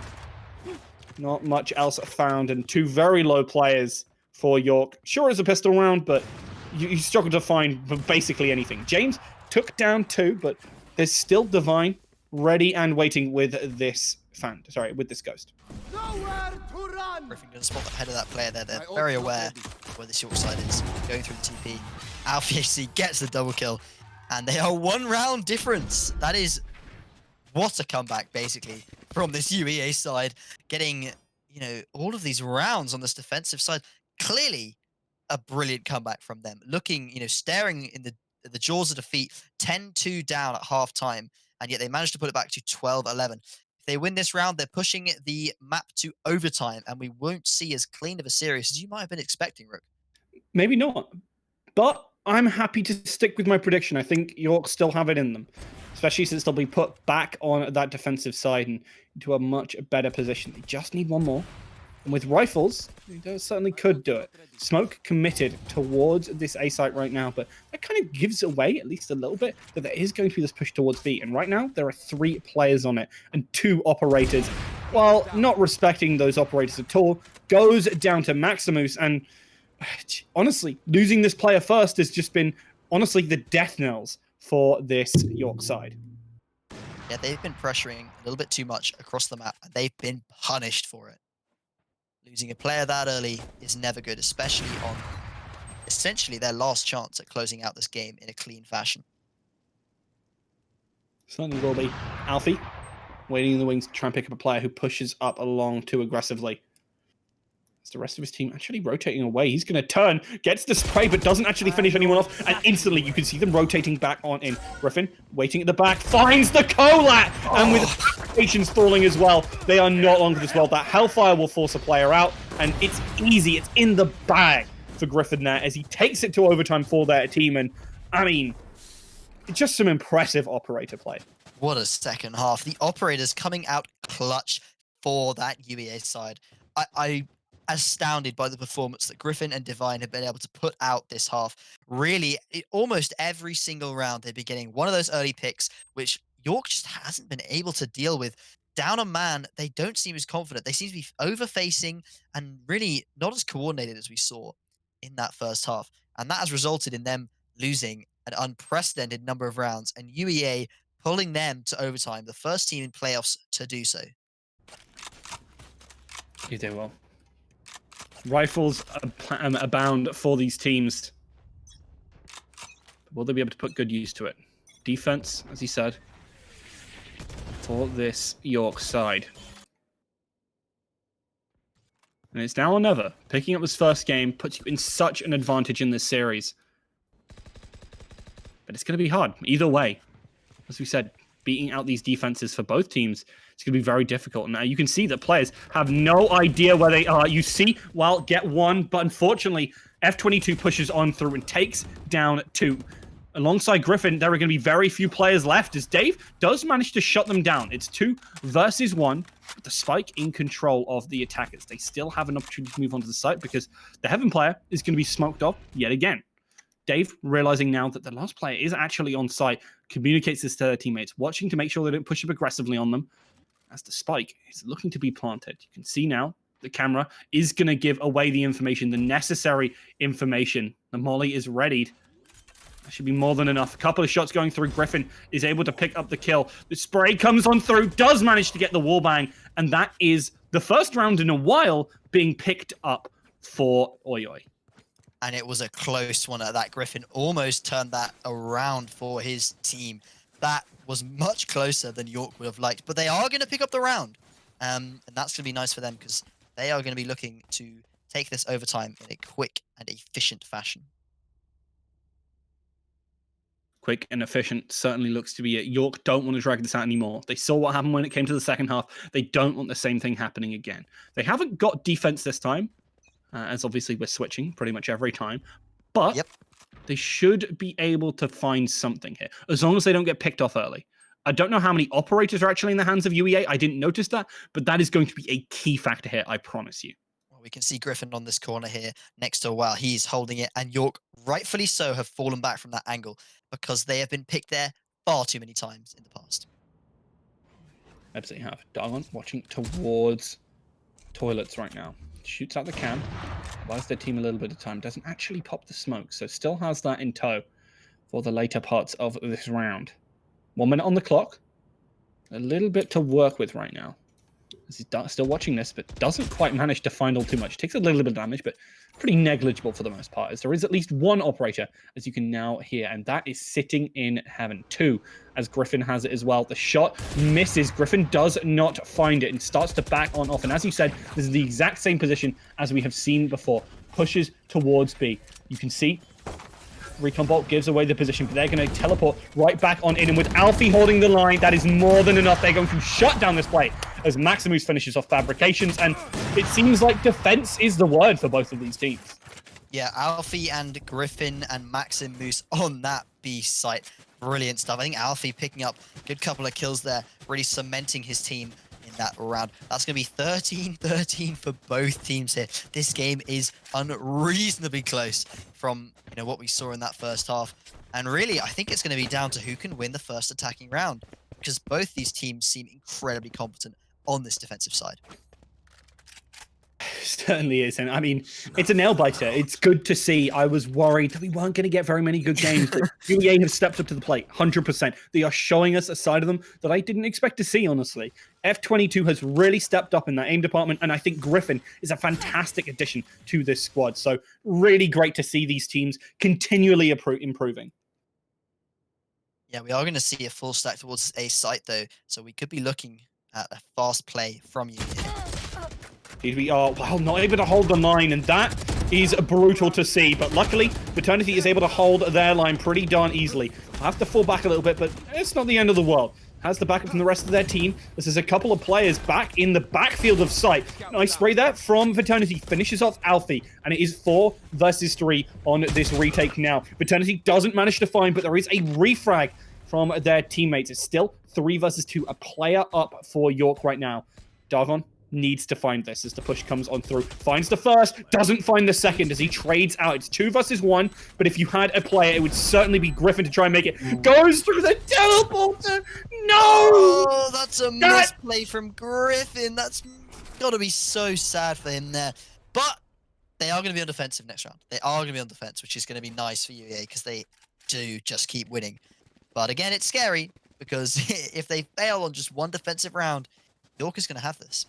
And that absolutely could have been it. That could have been UEA picking up the round. And honestly, because of the strength of their defense, really putting the onus on York to win that, because it would be so difficult. There's so many problems with trying to do that. And they've just squandered that. That was the big opportunity. And by not getting it, I feel very worried about their chances. And now only with one operator on this defense, I don't know if that's going to be enough. Yeah, UEA really rely on those, but maybe we can see some big plays again from these players. You know, I don't think the match is yet over, although it is match point. We've seen it in the past from UEA. They do not shut down. They keep going and they keep winning. Certainly do. That's fantastic from F22. You know, I was worried about the lack of op, but seems to have more than made up. Absolutely. Here. 22, but it's a bit of an interesting smoke. But won't find all too much right now. Teams starting to put these utils in place. You see that Dargon invests that smoke to try and create that one way for Divine Aim, but right now the rest of the team is actually moving over towards that B site. And there are 3 players there, and we've seen these 3 players certainly can hold this site. And it's actually been a real struggle, honestly, for the attacking side, for York, to make these pushes on. And exactly for this reason. Griffin is holding this, and there never, ever seems to be a smoke to properly stop him. Finally, it comes on through, but it's too little too late. They're down a player where they really shouldn't be, even after finding those initial picks. Good refrags will buy them a little bit of time and a little bit of space, but still, those 2 big threats, both F22 and Griffin still alive. But with Dargon falling, very much a deficit in terms of players, but so much pressure right now. It's 1 versus 2. But the onus is on them again to make those plays. James will finish off Griffin. And that is absolutely fantastic. Information given away. You know, they've got to make that push on forward. F22 hits the headshot though. And I mean, again, that moniker fits them to a T. Divine Aim. They've been hitting headshots all game long. Divine. I mean, that was brilliant. I really thought the Cypher had that. When that ult came out from him, he knew exactly where Divine was. And that was going to be... Looked like it was over for you here. I lost a lot of heart there, but no, I got to believe in Divine Aim. Absolutely, you know, guided by whichever god you believe in. That bullet landing straight on the head of James there, and carrying UEA onto their 14th round, putting them again in the attacking position where they need to still win 2 rounds in a row, because we are seeing a back-to-back overtime again this game. Really nice replay there. Absolutely stellar. You can see that shot was pretty insane. Fabrication's not going to overextend too much, doesn't want to get caught out, knows how relevant dying here would be, obviously. Especially with the operator, you can't afford to take those more forward positions, try and challenge the status quo. Recon Bolt and the Molly will force them out of positions, but James, you know, he's kind of mad about the last round, and understandably so. Fabrications will find 1, and there's only 1 remaining now. 4 versus 1. And, you know, I'm worried for Alfie here. He's a little bit pigeonholed right now. I've got full confidence. And for no reason, I would might add. Alfie AC going to go down there. And that was a stunning round from York. I mean, from James, really. That triple kill there gave his team the round. It looked like UEA had a pretty fast site take there. But again, it seems like this B site for both these teams is proving very hard to take. Both these teams put 3 players on that site and just tend to keep them there as long as they can. And it seems to be paying off, because no one can win an attacking round on that site. It certainly does seem to be paying off, and I'm surprised that they keep on going for it. Try to push A more. We have seen teams trying to do that, but that hasn't been working either. That's the main issue here. Yeah. It's difficult for either team to win an attacking round. But we'll see if York can pull off the win here. They are on match point, and they are pushing this A short position pretty swiftly. Oh my! That is just unfair, F22. No one goes down as the push comes on in from the defenders. And I mean, the attackers able to get that plant down. That is going to be key. Sure, it's 4 versus 5, but now they have control. As I keep on mentioning, onus very much on the defenders to make the play. And they don't have a huge amount of utility. They expended a lot to try and stop this, but that's a good smoke to set them up. You can see that waiting around the corner is Fabrications. The spray comes on through as the trades go back and forth. F22 gets the spray of their own. It's 1 versus 3. It's going to be down to this play here, but Dave does not manage to find it. The defenders win again. The Molly doesn't quite stop him, and Phoenix is going to try for it as the ultimate. He gets the 50%. That's what he's looking for. No, he was looking for the 50% there. I'm pretty sure they have time now. Yeah, he went in to grab the spike to push it up to 50%. Good play from them, actually. Good comms, probably, to call for that ult to get out, just to get that spike diffused. And, yeah, they're going to be going 15-15. This is a full Counter-Strike match we've got here. It's 30 rounds. You do not see this often in Valorant. We've gone for a very long overtime here. And these teams both still need 2 rounds to secure this first map of the series. we could be looking at a very long series here today, Rook. We certainly could, and as I said before, not what I was expecting. We were No. talking earlier about 5 rounds being the max anyone's taken against them. 15 is now the max, and I mean that's not exactly a number which you should be proud of. I mean, I don't know if you saw that replay there, but that tap through the smoke was Yeah, it just was disgusting. Disgusting. But Should not have been able to get away with that. they got the round. He did it. Win-win. He did. That tap definitely set the pace of that round there and allowed them to take control in a situation where actually the smokes had really denied them a lot of opportunity here. Dave goes down, but What is that? Fabrication with some brilliant shots to keep things going. But Smoked Off now needs to get themselves in a little bit of a better spot.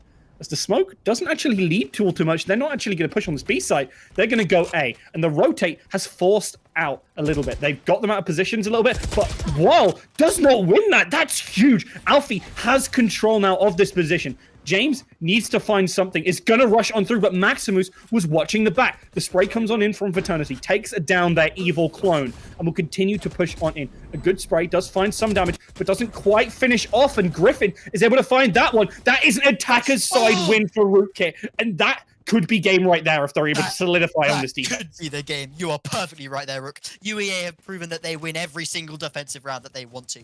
And it is 16-15. They're on the defense. They could be looking at the 2 rounds needed to win this overtime. Now, I don't know if you called it there, Rook, but Divine Aim hit again the craziest headshot onto that guy on B site. Look at this. Just look at that. Look at it. He jumps and he just flicks and taps him. That is disgusting, and that is why UEA is winning these rounds. Divine Aim is going absolutely massive in these rounds. They absolutely are. And York, well, they're certainly feeling hot under the collar. They were very confident at the start of this game. They should have been, rightly. They were absolutely destroying, but they went tit for tat. UEA brought it right back. And honestly, now in this overtime, picking up the attacker's side for UEA, York really going to need to go above and beyond, much like UEA have been doing this entire series. Just gotta hope that the overconfidence doesn't get to UEA here. They don't want to throw this. This is their best shot they've had at winning this game in a long time. Blocking sight. Certainly is. F22 putting a couple of those smokes through to try and deny things.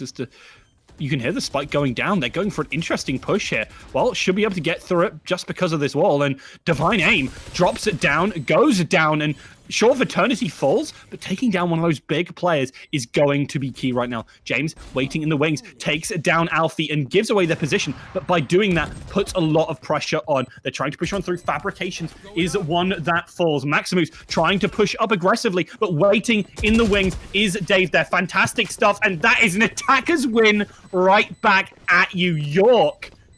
They're going tit for tat, baby. This is crazy. That was UEA's best shot, and York they brought out something that they haven't done all game. Planting, I mean, they haven't really had a lot of aggression showers, and in the round that really matters, they just pull out a full out, showers aggression, get the plant down right next to that long position, and then put 2 people up on the bench to their left. That's very irregular position from them, but it kind of threw UEA. Divine getting really worried there, jumped straight on in and lost his life with no kills, which, again, as one of the key players for UEA, you cannot risk that kind of play, especially on such an important round. It's always important when you're playing against jet mains. You have to make them dash like an idiot. And they did exactly that. They got F22 to just get aggressive, get too aggressive, and go right down. For the most part. UEA going to be back on the attack here. Maybe they can look to pick up this round and put themselves back on that pedestal on match point. They do. They've got to pick up another attacking round, and that is hard. We have already had 16 attacking rounds, and they haven't gone particularly well. And I mean, that's not a way to get things started. Big mistakes there, too aggressive. Sure, they take down Fraternity, but they've already lost a couple of players, and with the utility starting to come on in, pushing could be difficult. 50 seconds on the clock, so trying to move on forward. Well, he's waiting here to try and make this push as Demolly coming out from Dave because they heard that TP come on through, and he's really going to stop them from pushing out aggressively. Spots the head, doesn't get shot. That is key, and Alfie peaks up too high. And, you know, the tallest nail gets hammered down the hardest. Alfie taken off the board, and 2 versus 4 It's 2 versus 2 on each side, so they definitely can make these plays. But with that information going over, with the spot, even though WoW goes down, there's a lot of time to rotate right now. 15 seconds, as we've talked about before. The key, the attack, the aggression is on the attacker's side. UEA don't have much time. Spike carrier killed, and with not a lot of time left to go for that plant, things are looking awkward. He's trying to go for it. He's trying to bait it out, trying to find those frags, but Dave finishes him off, and 17-16. It is match point yet again, as we have seen so many times before. We have had a lot of these. I think this is the 5th overtime, if I'm correct. It was 12-12. They've had overtime, and they're down to 17 here. 17-16. This has been a long fought overtime, but we're looking at York. They are on the attack, which again, we keep saying both teams are weak on, but they did manage to get their last attacking round. So we could be looking at the end of the game. This, again, we keep saying it, Rook, but they're on match point, and it is York, and they were the dominant force the first half of this game. If they can get that action back into this game, but Griffin's going to pick one at the start. And that's just it. It's been these plays, these picks, these aggressions that have just led to so much. Dave just walks on in. What are you doing? He's been there so many times. Mistakes. Mistake after mistake from York here. They should know. They should respect. And they're doing neither of those things. Phoenix isn't going to spot him there. Maybe Griffin's going to get a 3rd kill in Hookah. This is going to be absolutely crazy if he does. Blind, I think. Big flash. That was really nice. But unfortunately, Griffin was just able to slip away right underneath his nose. And now, looking towards Long, trying to cover this angle. If the flick comes on in, it's going to be big. But James is very much in position and waiting to try and make that shot themselves. They might even back off here. They're still not sure if they want to make that. And that cyber cage buys them in a bit of space. He's going to tell Griffin that they have crossed. He's going to be very aware of those players' positions. Certainly is. He's looking towards that right-hand side still. He's aware that they could do it. No rotators coming in on yet because they know that the TP could easily be done, but I think they're trying to bait something out here.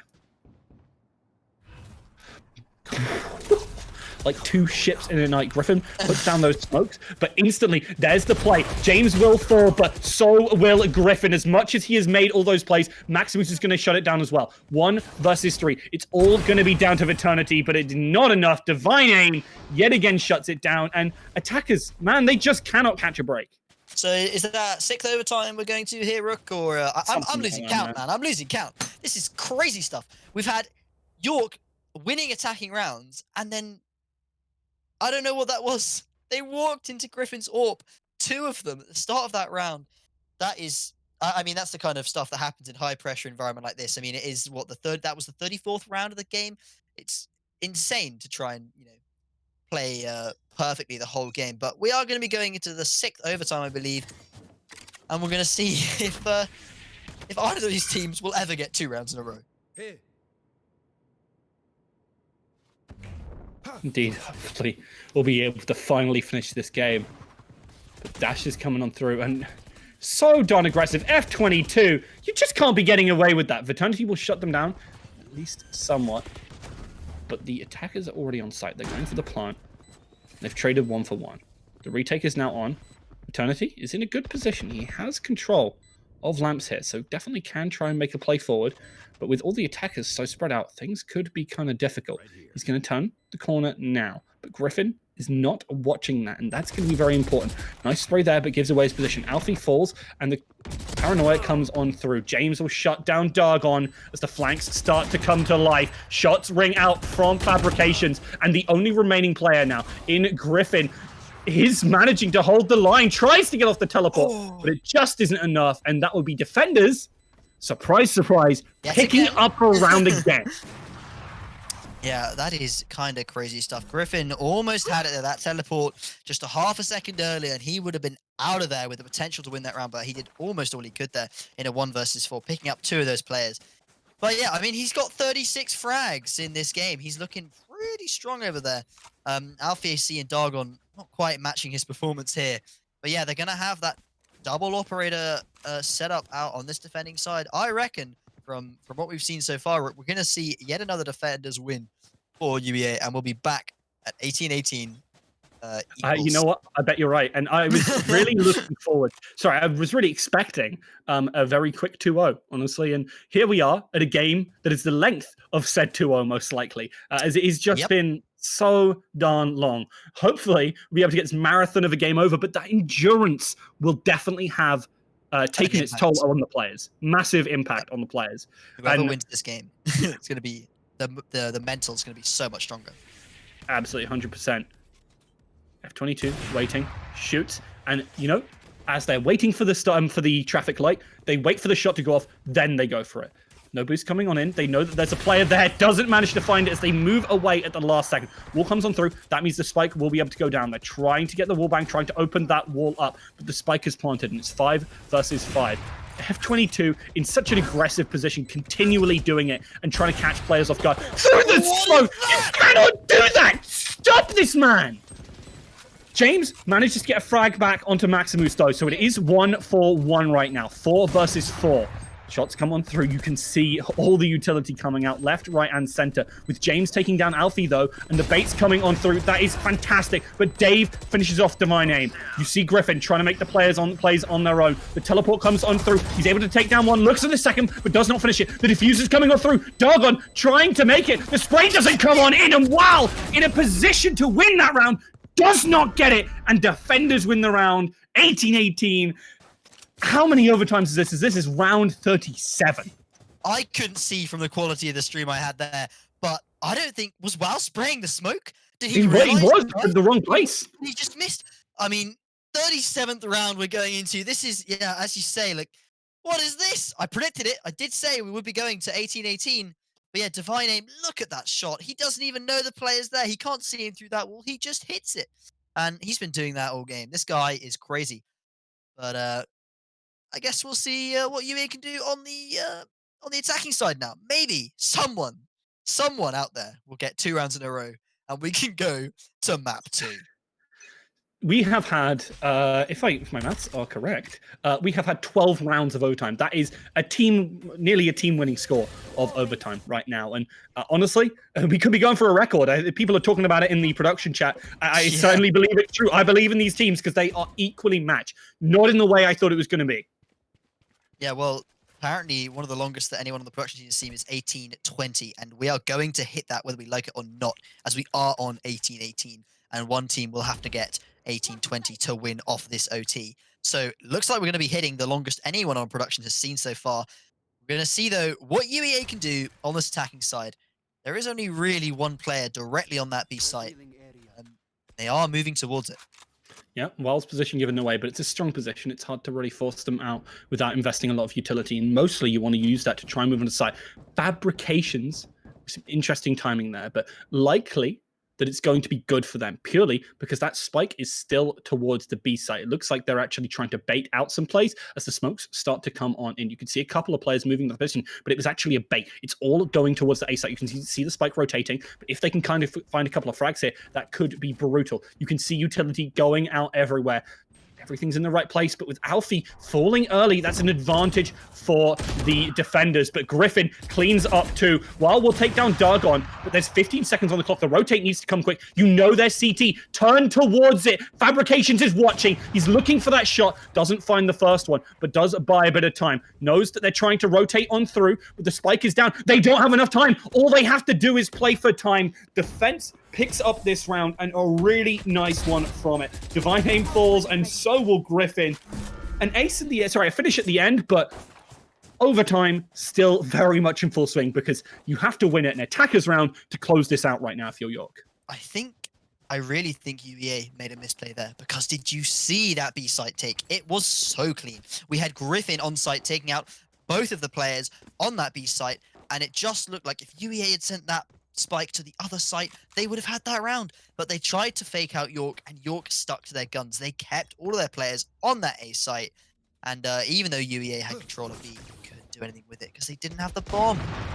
They certainly didn't. And Rootkit, still with those 3 players on this B site. There's 5 from York right now, ready to push on to that site. They're readying. They're playing around with a couple of the allocations, but the important thing is right now, 2 ops for the team. Griffin holding this angle, and there's going to be no utility. I can see it coming. Oh, did they just flash him out? He misses the shot. He's going to have to teleport out, and Alfie falls for his mistake. Maximus is moved into position as James will go down for that toll. Eternity takes down one, and Divine Aim falling. It's Jargon, the only remaining player. Just as we were going to hit a record, they show up. This is the York we wanted to see with some fantastic plays. Dargon does manage to take down Eternity with the spike going towards this A site, and versus 3 players, this might just be over right now. And finally is all I can say.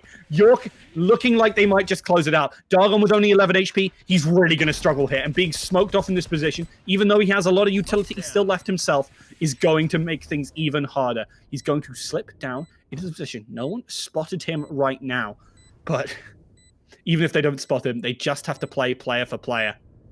He's waiting in position. He's looking for an opportunity to try and get this defuse. He's baiting it, looking for someone. He's just going straight for it. They're not expecting him to go straight for it. They spot him out. They need to stop him. He's going to be... He doesn't quite get it. Attackers pick up that one, finish it at 2018. And what can I say except thank God. That was an exhausting game. 38 rounds of Valorant in just one map. We were talking about a quick 2-0. That is not going to be happening today with that monster 38 round game and 2 more maps potentially still to come. This could be crazy. But yeah, I guess we'll have to wait and see for the second game. We certainly will. If you can see my cams now, I apologize about the lighting. I forgot to turn on my lights before everything. But the important thing here is that you can look at this scoreboard, and the player I really want to focus on here, Griffin, on this operator. What a monster! Absolutely huge. As much as F22 was popping off, this new addition in Griffin has spearheaded the team. Yeah, I mean, there were so many rounds there where that guy was just getting the first pick, and then York would just give him the second one for free because he's sitting there on that operator, and that was massive for that UEA side. And then Divine as well. I mean, we saw like 3 or 4 replays just on him hitting nutty headshots there. It's insane how good that guy's reactions are. People jumping, jump spotting, and he hits the headshot. I mean, the thing I wanted to quickly talk about before we jump to break is you say that it was actually... sorry. Give me a second. You say that it was Griffin starting off all those rounds with those frags, but I would like to point out quickly that F22 had 11 first bloods. Absolutely massive from that player, and honestly, a key part of why they were able to into it. And first blood is drawn by the side of York. Will they be able to take it to 2-1, or just be drawn out into this long endurance fight that UEA seems to want to take? Well, find out after this break.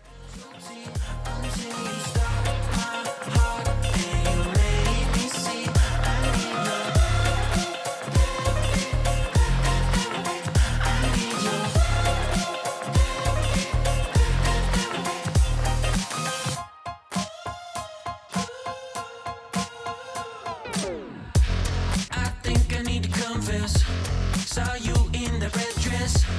I can't seem to understand how you got all that finesse.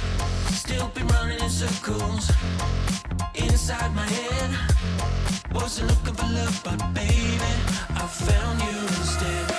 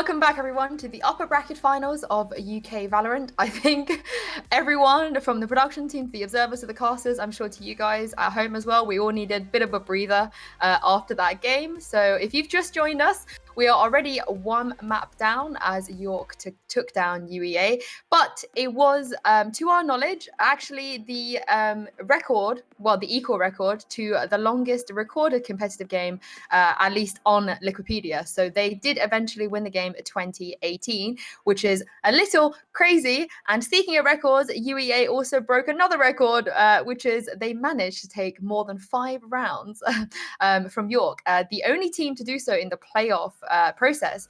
So guys, I know you probably don't want to talk given everything you've just done just now, but I just wanted to ask you guys, you know, what was that game? What happened? You know what? I wish I knew. But York not showing up in that attackers phase for the reasons we were kind of highlighting, never was able to really take control of the game. And basically because Rootkit were just throwing the entire strat book at them. You saw again and again, in particular F22, just going super aggro on that Jet. And you know what? It was great to see. Yeah, actually, Hannah, I wanted to, I know I heard you sort of compliment Griffin in the break and also in the game and talk about the operator a few times. Griffin actually wrote in Twitch chat, I might have lost the comment, but he said,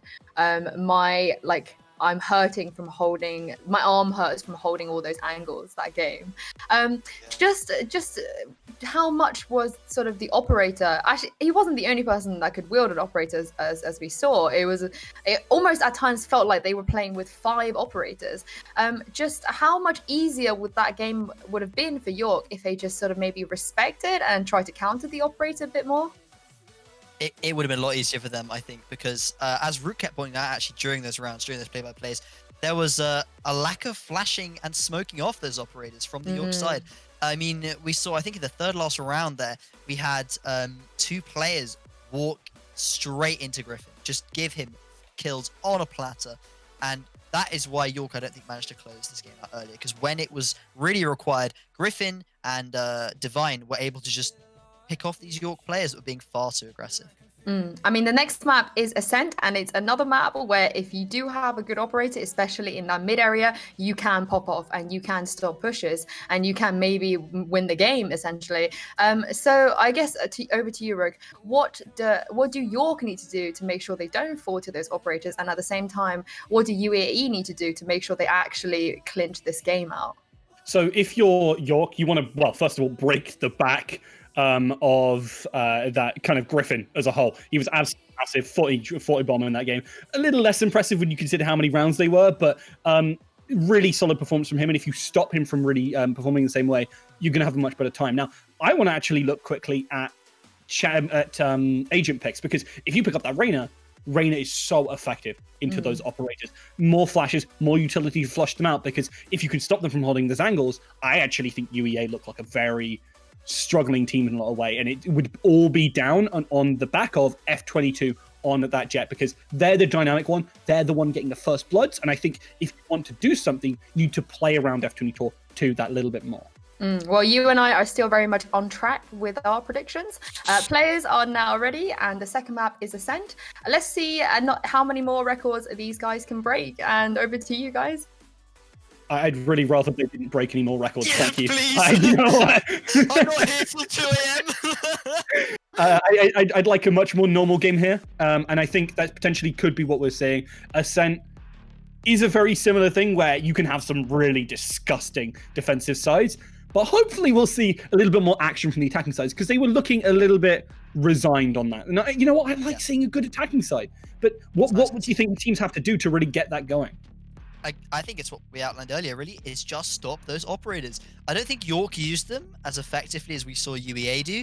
So, I think York, if they adapt and use a couple more operators on their defensive sides, they could be looking to pick up an even stronger lead. I mean, I know they went 10-2 on their defensive side against Rootkit, but they could be looking to get a full 12 sweep if they actually implemented operators into their strategy. But if they then, on the attacking side, deal with Rootkit's operators, I don't think Rootkit has a lot to fall back on. Like, they had some brilliant individual plays on rifles from some of their players, but it would not have been enough to bring them to, 7-8 rounds of, 7 or 8 phases of overtime that we had last game if they hadn't had those operators on Griffin and Divine. Yeah, and I think, as Sue said, those operators very strong still here on Ascent, especially if you're playing around them effectively. And we were seeing a lot of stuff being put towards Griffin to try and let him succeed on that. And I mean, he absolutely capitalized on that. But if you don't get those down, if you haven't practiced Ascent enough, which I mean, it's been out for a while now, you should. But historically, I've not been such a big fan of Rootkit here on Ascent. Now, this is also me being biased. I do want York to win because, well, I predicted them. But I worry for Rootkit. When we get to Haven, if we get to Haven, sorry, I think they'll be doing fine. I think actually that'll be so good for them. But this is the big test, the bump in the road that's going to stop them. And not picking up that first game is going to hurt so bad. Yeah, I was just seeing a replay of some of the craziest shots there from that first game. And it does concern me whether these guys are going to be able to keep their mental in this second game. Because that is part of these best of threes, is are people going to be able to keep going, not get exhausted during these games? Because that was only one map, but it felt like 3 in just that one map. So we're going to see if these UEAs coming off of that first map loss are still going to be able to keep high spirits and fend off the York victory for another map. They certainly will. I mean, the thing is, they've got a fully refreshed player. You want to know the reason why we had to delay? Normally, we don't tell you. But Alfie AC went for a shower. That's how sweaty he was playing that match. Absolutely. We're going to have a fresh Alfie AC on the board. That's what you love to see, these players with these. I mean, it better be squeaky clean, honestly. Otherwise, I'll be very disappointed with them. Well, I've got to say, I remember back in Series 1, Alfie was a great player. But that last game, I don't know about Uruk, but felt he underperformed. Divine here was taking all the spotlight. So I'm hoping to see Alfie back in, glorious, multiple numbers, higher digits of KDs rather than the performance last game. I mean, Divine and Griffin really took the limelight, but maybe the rest of UEA can step up and pull out this second map for the team. It's they're really going to need it against this York side. Certainly are. They're going to need to bring out pretty much everything.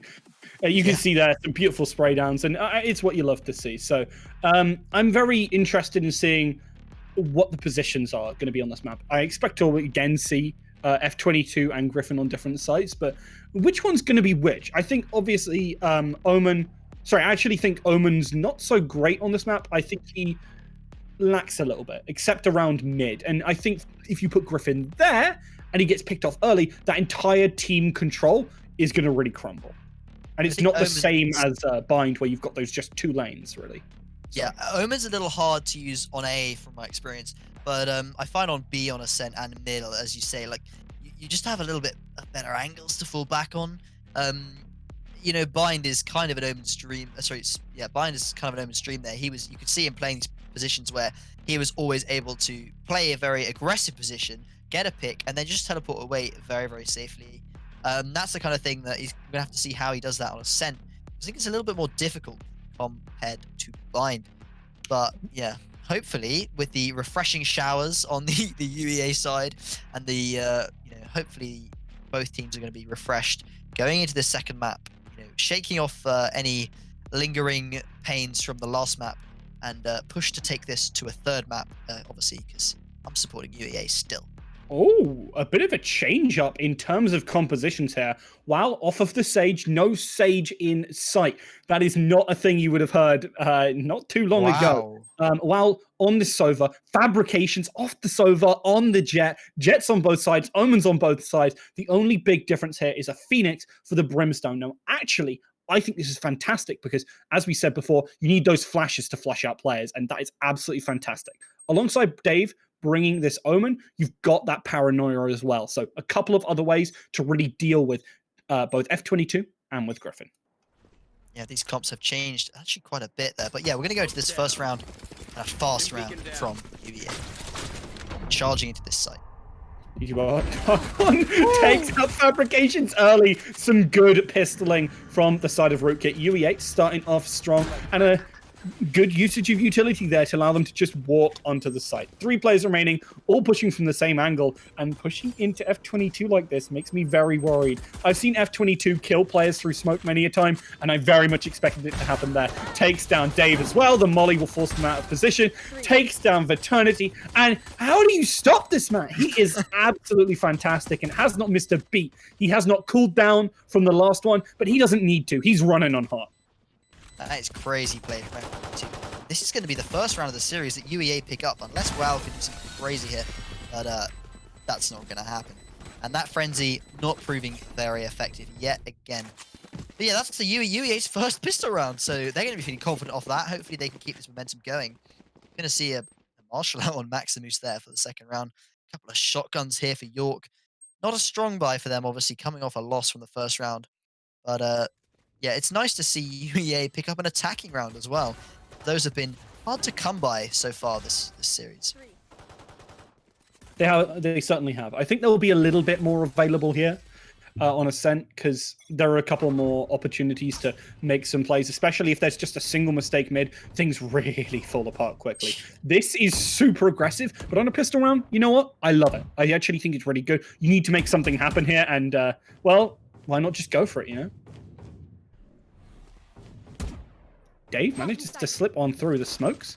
Come on out. I don't know if they saw that he made that play, but he's going to peek on out, get taken down. But with Alfie AC falling, they're at least picking up 1 this round at the cost of a shorty. Stim beacon here. I'm going to be pushing towards hitting the Xbox player. He's going to get taken down by a shot to the face. Maximus gets the trade. It is going to be a 1v3. I don't think York are really going to have much of a chance here. If Cypher has recovered Alfie's gun, which it looks like he has, he may have a relatively decent chance with the Cypher from UEA running far away from the site, assuming this player isn't going to spike it. Nope, Griffin falls. Nice stuff there from James, as he is baiting out the shot, but unfortunately, you know, there's one man who don't, well, there's 2 men who don't miss it. They're Griffin, and there's also F22. Hits the shot, nails it down, picks up the round for their team. Very expected to do that, but a couple of kills going the way of York has to feel pretty good for them. They've got a little bit of economic bonus. Yeah, you're going to see Divine there on 6 frags in just 2 rounds. That's a triple kill both rounds for this guy, I believe. Doing a pretty good job there of keeping up his momentum from that last game where he was, you know, obviously with Griffin there, instrumental in carrying his team through that overtime and defending half. But yeah, he's already going to have his ult up round 2. We can just see what he can do with these knives of his. And I mean, honestly, if there's one thing that scares me, it's Divine Aim with a knife, because they've been absolutely stellar with this ultimate, the Jet ultimate. I mean, it's been on display, getting those resets, really setting up, and very reminiscent of some of those pros you kind of think of on that Jet. Alfie, this is that first shot. As a result, won't be able to quite take down the opposing Jet, as they're holding strong for now. They haven't lost a player early, so this means they're buying the time and they're setting up for in a little bit. You can hear that ultimate come on out from the Jet, as they are ready to push on in very aggressively right now. Divine Aim takes out the other opposing Jet and gets that full reset on the ultimate, but misses out on this second one. It'll be James taken down by Dargon instead. Divine Aim continuing to try and make these plays as the smoke comes on through, but with their team setting down that spike, it's looking like it's not going to be much for the defending side. I think those showers have really worked wonders for UEA, as they could be picking up their first 3 rounds, which is something that really didn't happen in their attacking phase of Bind. So that's going to be interesting to see the different dynamics of this map. Yeah, UEA picking up a 3rd round pretty safely here, with both of the York players hiding on the opposite site. Dude, it is solid stuff, but I like the patience from York. They know that this game is likely to be a long one, like the first, so they are playing for time, they're playing for their economy, and not trying to lose out on too many. Every round they pick up, as they've proved in the last one, is going to be precious. Yep. We're going to see, going into this 4th round, York, they've saved a few guns there, but they're not going to have a huge amount on those other players. Oh, no, they should be able to drop them. So York going to be saving those weapons, able to make this 4th round another buy round. They probably will be low on utility, however, which is going to be awkward, because this UEA side has been very fast, very aggressive, and without the appropriate utility to repel them, this could be a 4th round for that side. Certainly could. Aggression right now, 7-0-0 for F22. They've been absolutely on it, and that is what I wanted to see. F22 succeeding. That is what the kind of positive situation looks like for Rootkit, I argue. Yeah, if they have their star player here go absolutely massive on this map, they could be looking at a commanding lead. Divine taps again, I think, through the smoke. That's just a signature move from this player. It certainly is. And honestly, I'd be really rather miffed if I was York. I would use a stronger word than miffed, but we are on broadcast. But you know what? It's been absolutely that. It's kind of a divine comedy at this point, is just taken out in so many different positions. You should never, ever be getting that right there. I am actually angry that you got away with that F22. You are playing with fire, and you know what? Apparently, it's the opponent that keeps on getting burned. As they're going to close out this round, and in emphatic fashion, yet again. Finally, oh no, I thought they died for a second there, but they do go down.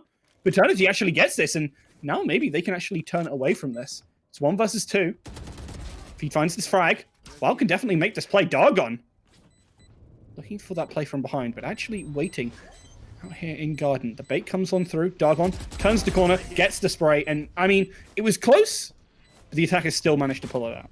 It was close, but I mean, we just saw Divine get, I think, 2 kills there, dash on top of the third, and not die.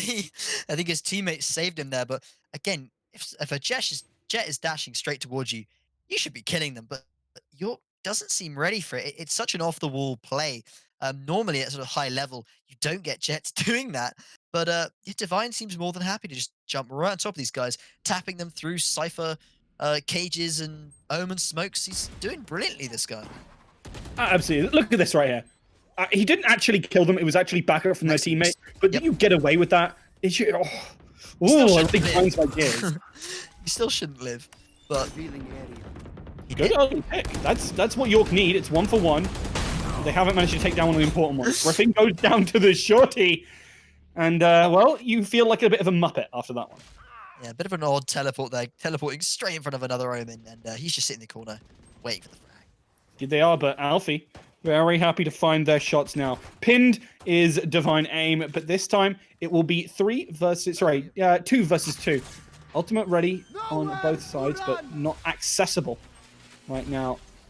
Well, as I say that, they actually managed to pick it up while able to find the frag onto that Cypher, and they haven't actually managed to get the plant off yet. Alfie is going for it now, but with only 33 health, they are in a bit of a pickle as they go down. And York able to pick up their first defensive round finally. That's going to be nice for them. Yeah, unfortunate that UEA didn't get the bomb down, because that spike being planted would have been a massive advantage to them. Really good ultimate used there by WoW on that Sova, proving very impactful. Yeah, we see their fabrications actually on 0 kills so far this game. It's got to be pretty disappointing for York, because all their players doing really, really well last game. But yeah, this could be due to that that little burnout that you can get from these long series, because that first map, as we say, went on for such an inordinate amount of time. These players have got to be feeling the burn. They do. And it's a slow burn, for sure. 2 operators on the defensive side, and as we said before, Operator very strong here, and should allow Fabrications to pick up a couple of those kills, because right now they are sitting on a big fat 0 in a very counterpoint to the opposing Jet that's very much been succeeding in the same way. Eternity finishes off Griffin, and with a major player off the board, you feel pretty comfortable if you are the defense right now. York not feeling too bad, as this could be another round for them to pick on up. Nice shot there, and that's good. As you were saying, Fabrications able to pick up their first frag. The positions are in a little bit of an awkward spot. Dave finishes off Dargon as he tries to push too aggressive, and now Alfie, one of those 2 remaining players in not the greatest of positions. F22 turns away at the last second, and that's rather unfortunate. Picks up the spike and has 45 seconds on the clock, so could just back out of here, and I think that would very much be the right decision, but seems to be going for some sort of jump shot with the AWP. That's that AK now, but Alfie goes down, and being alone against that AWP, not so easy. Fabrications showing that they are indeed a smooth operator, picking up their first 2 kills, and it's good to see that they're starting to get back into the swing of things. They were a little bit exhausted, but they found their breathing. It is nice to see, but again, I mean, UEA is going to be pretty happy. Taking 4 rounds already on the attacking side, this is already double what they managed last map. So no matter how badly they do this half, they're going to be feeling confident because they know their defense is good. Obviously, it is Ascent, so they may be slightly worse at it, or they may be slightly handle it differently.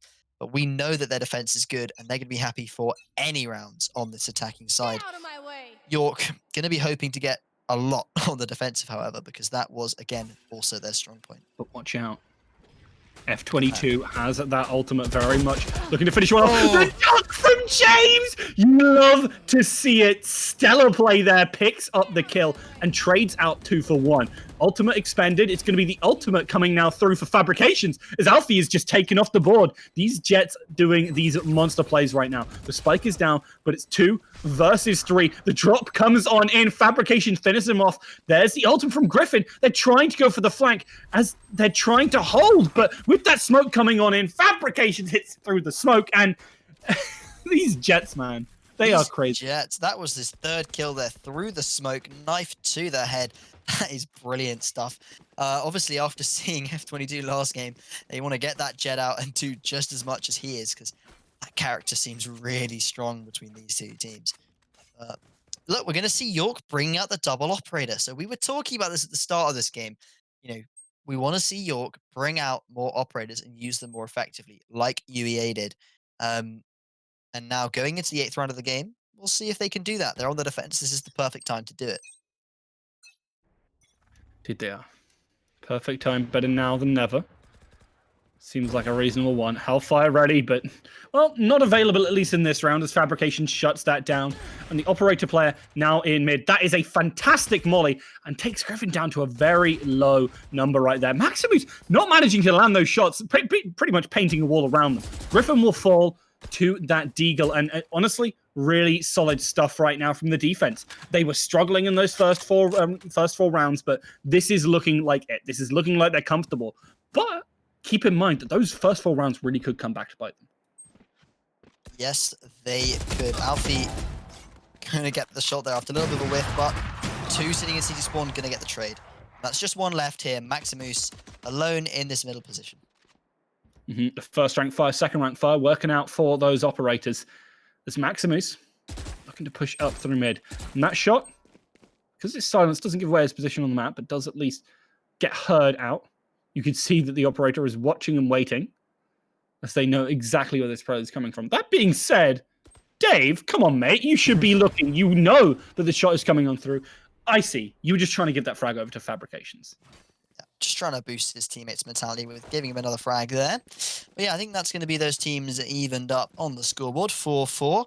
Obviously, UEA going to feel a bit bad losing 4 rounds in a row, but they must, you know, rally themselves with the fact that they have already managed 4 rounds in attack. There are still plenty more rounds to go in this half, and they could be looking for a strong attacking side. Oh, Fabrication, that is nice. A quick headshot on that position, and his 3rd kill coming out there, and that is great stuff from him. A 3K that round. Gonna keep that double AWP setup. Oh, it's actually a 4K that round, but I would like to point, they've gone from 0 to 9 in 3 rounds. So absolutely fantastic for them, regardless of what they're doing here. Now, we're going to see a pistol push onto this A site. Could be difficult, but they've got a lot of utility to work with. You can see the jet trying to float around, and that is really nice stuff. The SMG that I didn't actually spot as they moved on in, able to find that frag, and I don't know where that smoke was going. You know what? I respect the hustle. Respect the hustle. Yeah, a really strong after plant spot here from UEA. York really hasn't got much of a foothold here at all. I know Eternity going to be on the retake. Certainly is. Trying to push on through. So much information given away by that Cypher. It's 5 versus 4. Definitely an opportunity for the retake as the smokes and the paranoia goes coming on in.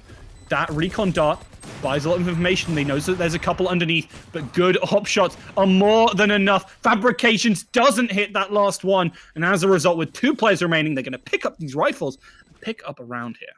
That is a nice round for them there. I think, you know, the buy was pretty weak for them there with SMGs and some sheriffs there, and managing to pick up their 5th round this attacking side, giving them a round lead over York. This is very nice stuff from UEA. Maximus there with the double kill at the end with the sheriff, always nice to see. But yeah, I mean, York is up a map, so they're not going to be feeling too despondent right now. UEA has got to win this and then split at the end, although we've discussed them being strong and split before. So hopefully York not going to feel too bad right now losing these rounds on defense. Certainly won't. Recon arrow, not finding anything yet. But they're going to be moving again onto this A site. Smoke covers them a little bit. It's Dave. He realizes there's a couple of players there. They're going to push him. He's going to bring down the door. They're going to finish him off easily. And they finish the door too. Finishing James as a third. That trap wire, nicely placed. As again, getting super aggressive. That's what we expect from F22. Doesn't manage to live for long as the rifles pushed into the hand of the opposing jet. This is a big opportunity, and Fabrications will have to come up large in order to pick this one up. Maximus is going to put down the cyber cage, which is going to buy more time. They're looking to buy as much as they can because backs against the wall is going to make things a lot harder for this York side. Trying to get spray on through the floor there, but Fraternity falls as Maximus just holds the line with Dargon's backup. They're able to crush that, and they really have put a halt to Oyoi's advance. That is crazy from Rootkit. Again, 6 rounds. They've already managed half of the attacking rounds that they get in a normal game that doesn't have 38 rounds in it. So they're going to be looking mighty strong here. Obviously, still to see their defense, but yeah, York, he's going to be feeling the pressure here. I would be pretty scared in this scenario. But yeah, UEA bringing out the operator on Alpha AC here on the attack. We haven't seen too many operators on the attacking side so far this series. It's going to be interesting to see how he can utilize that. He's also got his ult up as well. York with 3, though, so they do have the ult advantage this round.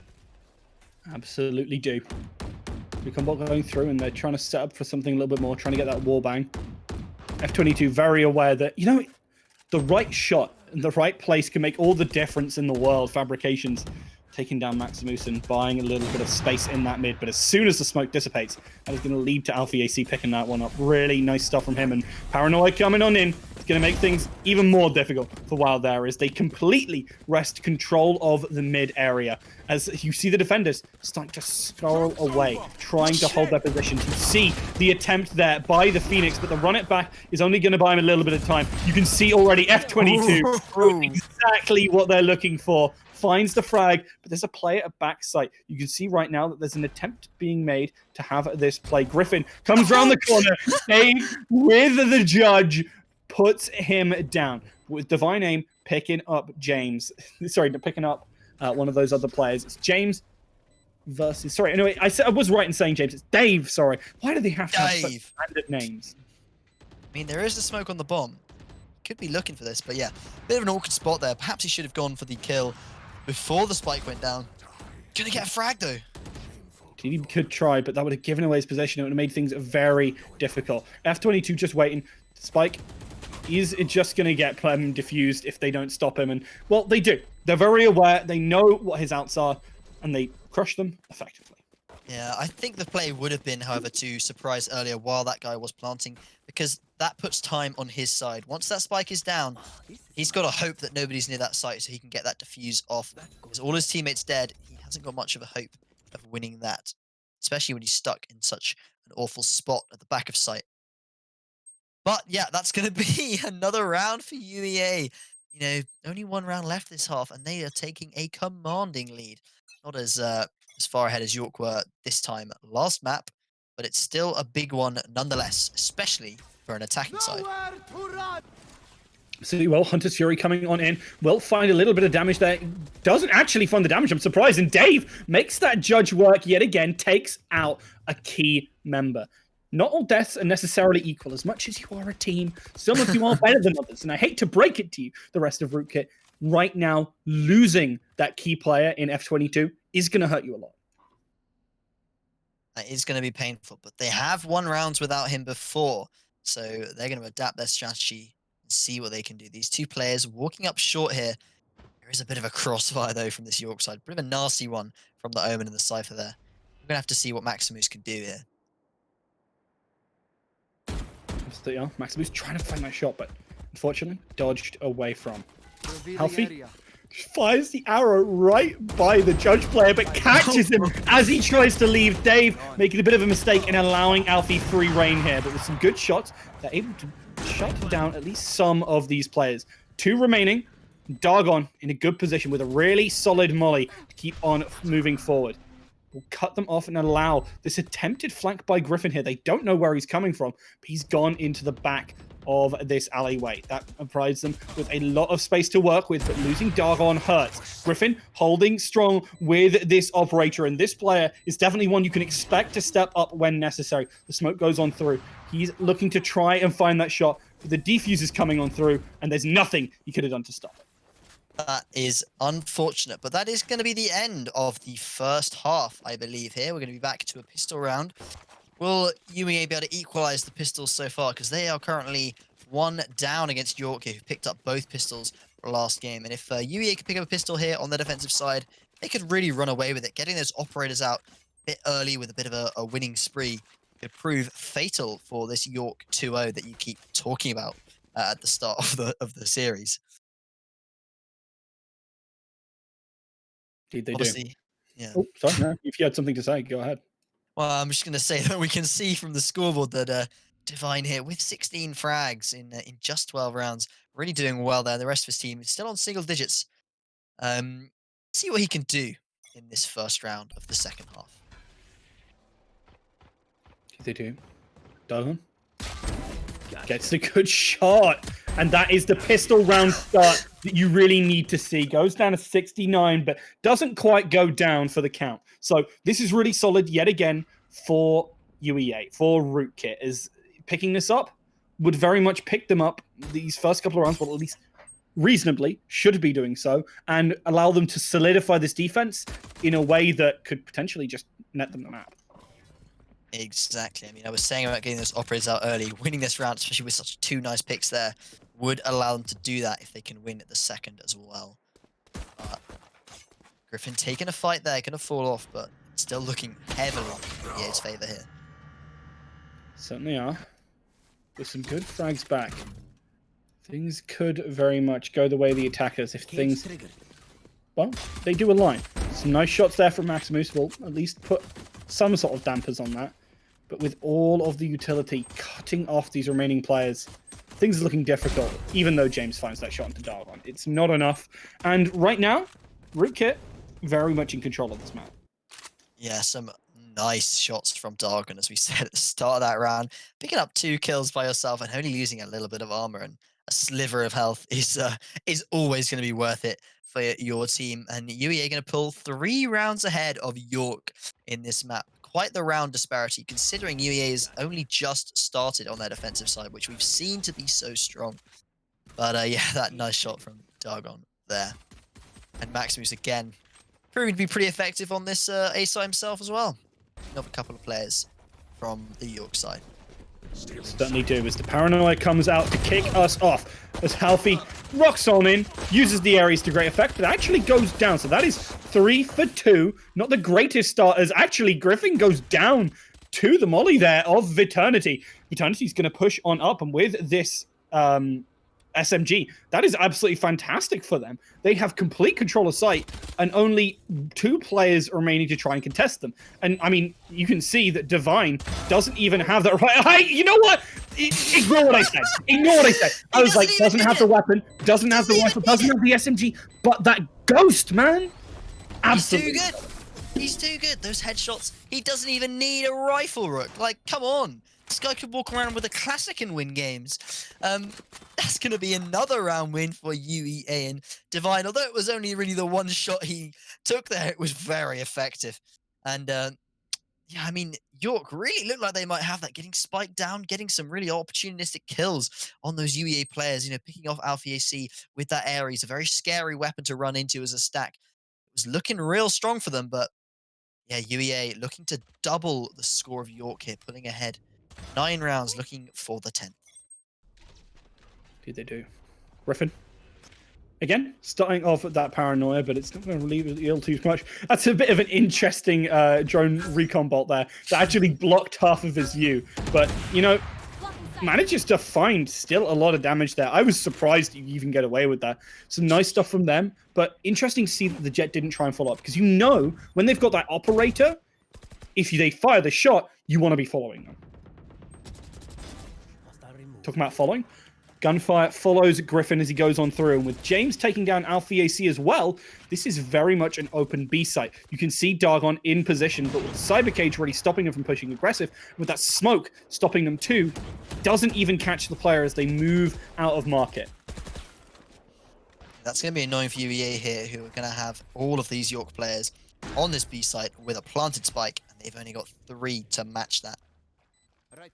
Smokes come on down from Dargon as they're setting up the team with those stim beacons as well. You can see right now, looking to make these plays. Dargon trying to clear out a couple of these players. Is going to look down towards this little cubby and unfortunately will go down as he drops his weapon, trying to pick up another. It's 2 versus 4. And honestly, I think you save here. That's why we're seeing F22 already well away from the kind of action.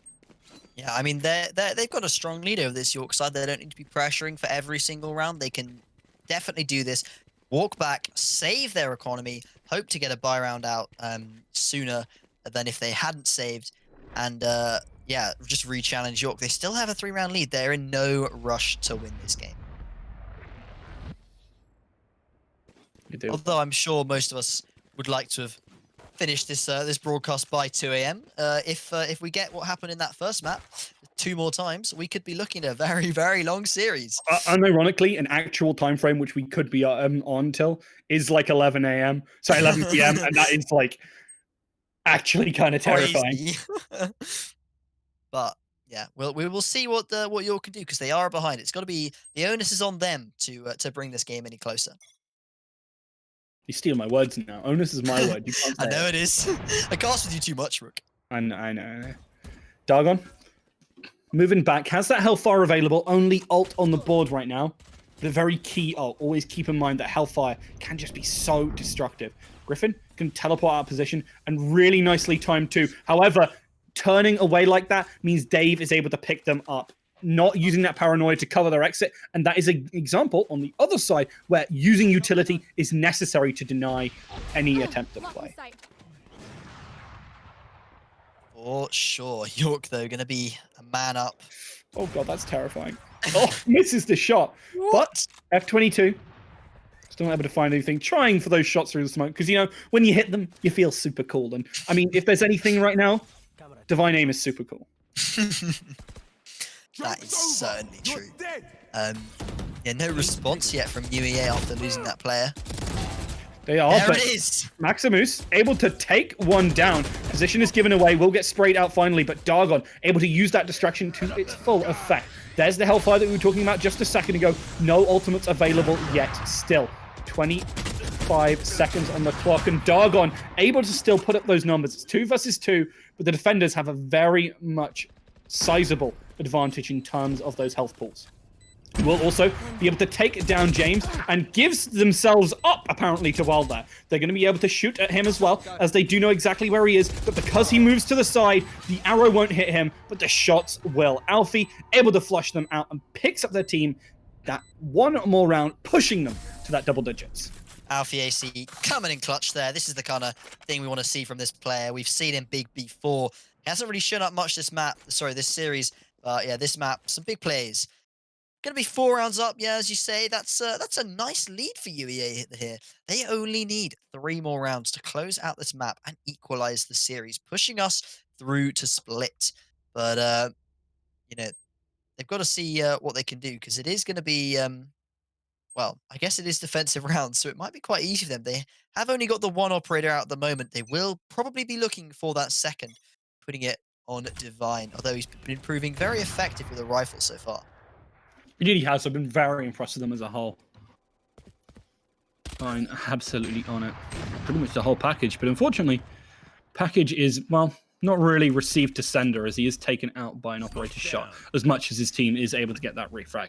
UEA, got to make it work again without him. And I mean, Dargon has been playing really well in this mid as well, so definitely keep an eye on this player too.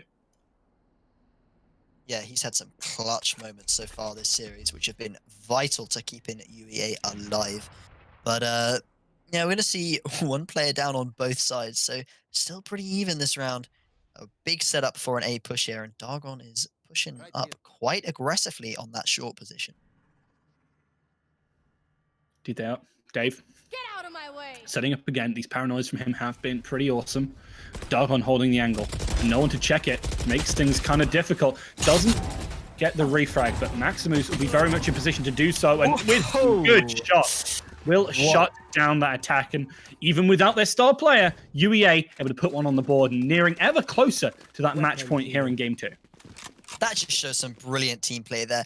UEA really had a lovely crossfire setup. They had Dargon at the front, taking the peak. He killed the first guy, got wow, on that Sova. And then it's, Maximus clearing him up. He gets one stuck on the tripwire. He gets the jet jumping over, trying to chuck knives at him. But this man's like Neo. He's dodging it. He's taking the frags and putting UEA yet again closer to closing this map because it's 11-6. There is a large disparity here. And again, UEA on defense, they are so strong. Maybe I was getting too hyped about University of York. Yeah, maybe you were, Rook. We'll see what happens. Okay, I was joking. Don't get too University of York have been struggling so far on this map. They didn't really make their defense work, and the attackers have been, well, understandably difficult. Fabrications trying to find these couple of shots, but the aim has just been really on point for UEA. They obviously don't feel as tired as University of York do after that first map, which was just such a slog. Now on match point, UEA setting themselves up for that 1-1 and taking us all the way to Haven right now. Yeah, this is... Well, Haven has been banned. I believe it is going to be split next. Oh, sorry. But, UEA, I mean, York was stuck on that 11th round for a while before they managed to get the 12th, and then still managed to almost lose out that map multiple times in overtime. But UEA looking so strong here. 6 rounds up. I think this is easily going to be their map. And then we will be going, as you say, to split to see who can make it to the finals. Has a guaranteed position in the finals. As this is the upper bracket, the loser of this, isn't technically the worst player in these semi-finals. But, well, going to get a pick there. Maximus with the trade. Yeah, nice stuff. And Maximus taken down by that paranoia. Some good stuff. And as Alfie manages to take down Dave, it's going to be James with that refrag. And now, with complete control of B-site, they should be able to get this point. And it's 1 versus 3. But never count out F22. It is Divine. It is F22. He could be the one to clutch this out for UEA. Nailed them. Gets 1. Yeah, I'm looking for that second. The spike down the back of sight, trying to use that jump to get any information, catch someone out. He really shouldn't be there, but 2 players at back of sight. He's going to be able to take down the first. But with the flash coming on the dash, a bit of a mistake from Divine here, but able to punish for eternity as he's not able to capitalize off the flash. Looked for a second one, and that'll be the series. Sorry, the game, not the series. A little bit jumping the gun, but Divine aim. Man, this guy he's one hell of a gamer. What a star player there. F22 has seriously improved since Series 1. There we go, though. Ascent is over. That is 1-1. York up 1 map and UEA as well. We're going to see a look at that Divine aim on 23 frags. The opposition there, York, only managing to field a measly 17 on Fabrications there, who, again, I will remind you, had, I think, 0 kills as of the 4th round. So, yeah, really picked it up after those initial few rounds. But, yeah, the star player at this map, Divine, 13-6, though. That is a massive lead in favor of UEA there.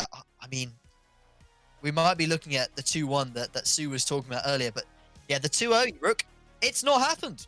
It's not happening. You know what? I really believe, but York struggling here on the defense and, well, understandably on the offense. Next time, they'll have to kick themselves up into gear and really rectify some of the mistakes they were making on that attacking side, as otherwise, this split is going to be darn difficult for them. Don't go anywhere as we are setting up for that game just now.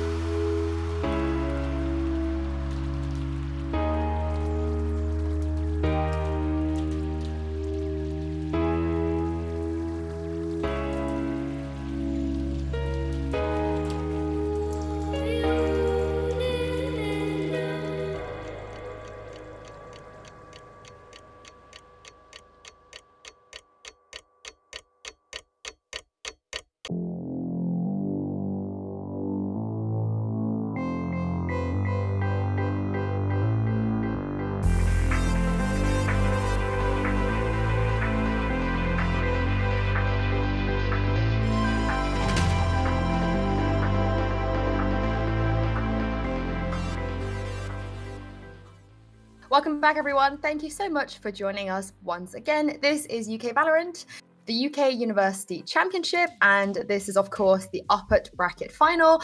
We're already 2 maps down, and it's been a hell of an evening. So both teams, York and UEA, have a 1 game apiece. I'm also obviously joined by your lovely and wonderful casters, Hannah and Rook. Guys, let's talk about, I feel like we have to address the shower, because a lot of people in Twitch chat have been memeing it and asking about it. It's true, right? Alfie did have a shower between the first and second game. That is what we were told. That he went to just have a shower, delayed the stream by a little bit. We were going to start the second game, and then, yeah, he was showering. And obviously, that worked out because his team absolutely dominated that game, and I think the showers must have helped. Absolutely. Yeah, I think I was going to talk about if this is a shower buff or a shower nerf. But obviously, it was very different from the first game. It was less close. So, Rook, do you reckon that they deserve that win? And then how did they sort of secure that? Oh, they absolutely did. And I think it's very much, again, off the back of our boy F22. Absolutely on it, like a car bonnet. This guy was insane. You could see his shots right there. He hit basically everything. And you saw the very last round if you were watching. He clutched out the 1v3. Pretty much, apart from the couple of rounds where he died early, he was the kind of key player, the playmaker, absolutely everything. Gets away with this. You could see it on screen, right? I'm still mad about that. This guy was absolutely on point, and without that sharp spearhead for the team, they wouldn't have been able to wedge through and take it in such an emphatic fashion. I know before we went into this game, both of you were like, oh no, we don't want them to break any records anymore. But they did actually break another record, which they are the first team in this playoff bracket to actually take a map off of York. I don't think, well, certainly Rook and I didn't expect this, but Hanno, did you expect this? Did you really expect this? What can I say? I mean, I don't know how much you watched of Series 1, Sue, but, you know, considering Rook and I were there at the grand final, and I just can't believe Rook would ever bet against UEA in this way. Like, these guys have proven themselves to be absolute gods at the game. You know, they've won multiple tournaments, not just University. And I'm expecting them to go the full way, really. I'm rooting for them when they get to the final, which will, as I believe, inevitably happen. I think Split, as I believe one of their favoured maps, we saw them win the grand final on that map.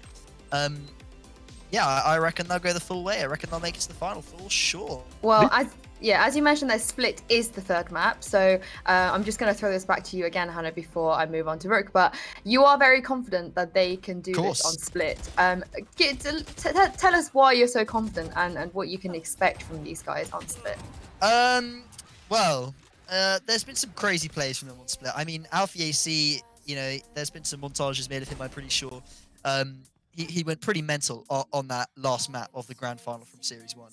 And I'm expecting him to prep this map a lot. I'm expecting, you know, I don't remember if you remember Rook, but he got a triple kill with a Marshall one of those rounds. He also got, you know, clutched out, I think, the second last round of the final with a pretty darn good ult from him on his Sova.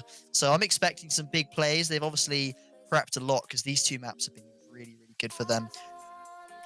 But yeah, we should be looking at a really fun map on Split. Honestly, I'm expecting these guys to perform, and I don't know whether they prefer Split or Ascent, but Ascent 13-6, I think it was.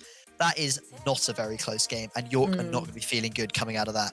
Yeah. So, Rook, what do you think York need to do to sort of get themselves back into the game? And do you think that first map, where it sort of droned down for 38 rounds, might have affected them, and maybe they're a bit burnt out from it? I think there's definitely an element of that. I think they definitely are a little bit tired. You can see some of them just not hitting their shots, but there were glimmers of hope. And let's not have a selective memory here, Hanno. It's not like they completely dominated those finals. It was back and forth. Portsmouth were really showing up, and they have been able to bleed. They bled in the first game. They bled in Series 1. As much as UEA are a very strong team, they definitely have weaknesses. And what I need to see from York is to more cover up their own, because we know that they can do it. We know that they can have these really strong defenses and also some very impactful attacks when they get the opportunity to do so. But in that last game, we didn't see any of it. And I think maybe my belief that they were going to be strong on Ascent was a little bit unfounded. I thought, if I remembered looking at their numbers, they had pretty good rates on it, but that must have been against teams who they were outskilling in general. Now, against a team who have practiced it a lot more, they were very much struggling, and I think that happened here. So going on to Split, as much as it is a better map for UEA, I actually think it's potentially going to be better for Team Oi as well, because it's more standard and they'll probably have prepped it more.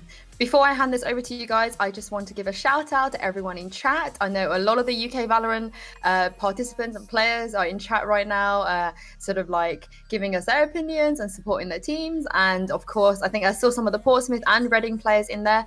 And just speaking on that, I wanted to give you guys an update. So there was also a game tonight in the lower bracket.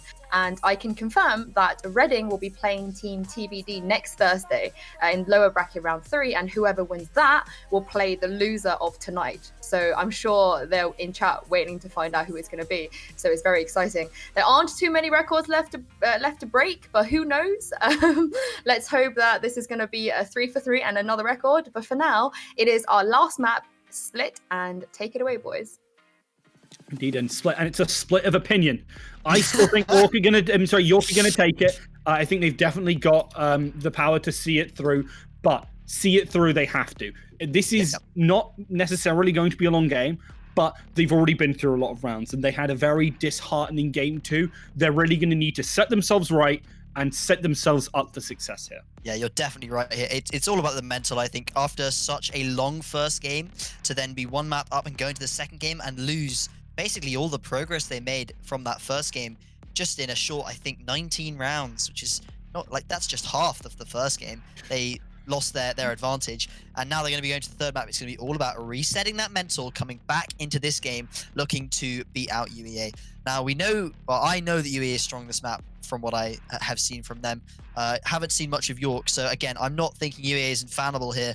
They definitely could lose this because, again, we do not know how much York has prepped this, and it's going to be interesting to see these teams. And again, I really can't tell how this is going to go because we've had an absolute mega long game, a marathon, 38 rounds, and now we're coming over to the second map with only 19, and this third map, it could go either way. We could have a 13-0. Honestly, I could expect that from these teams. Depends on how they reset themselves.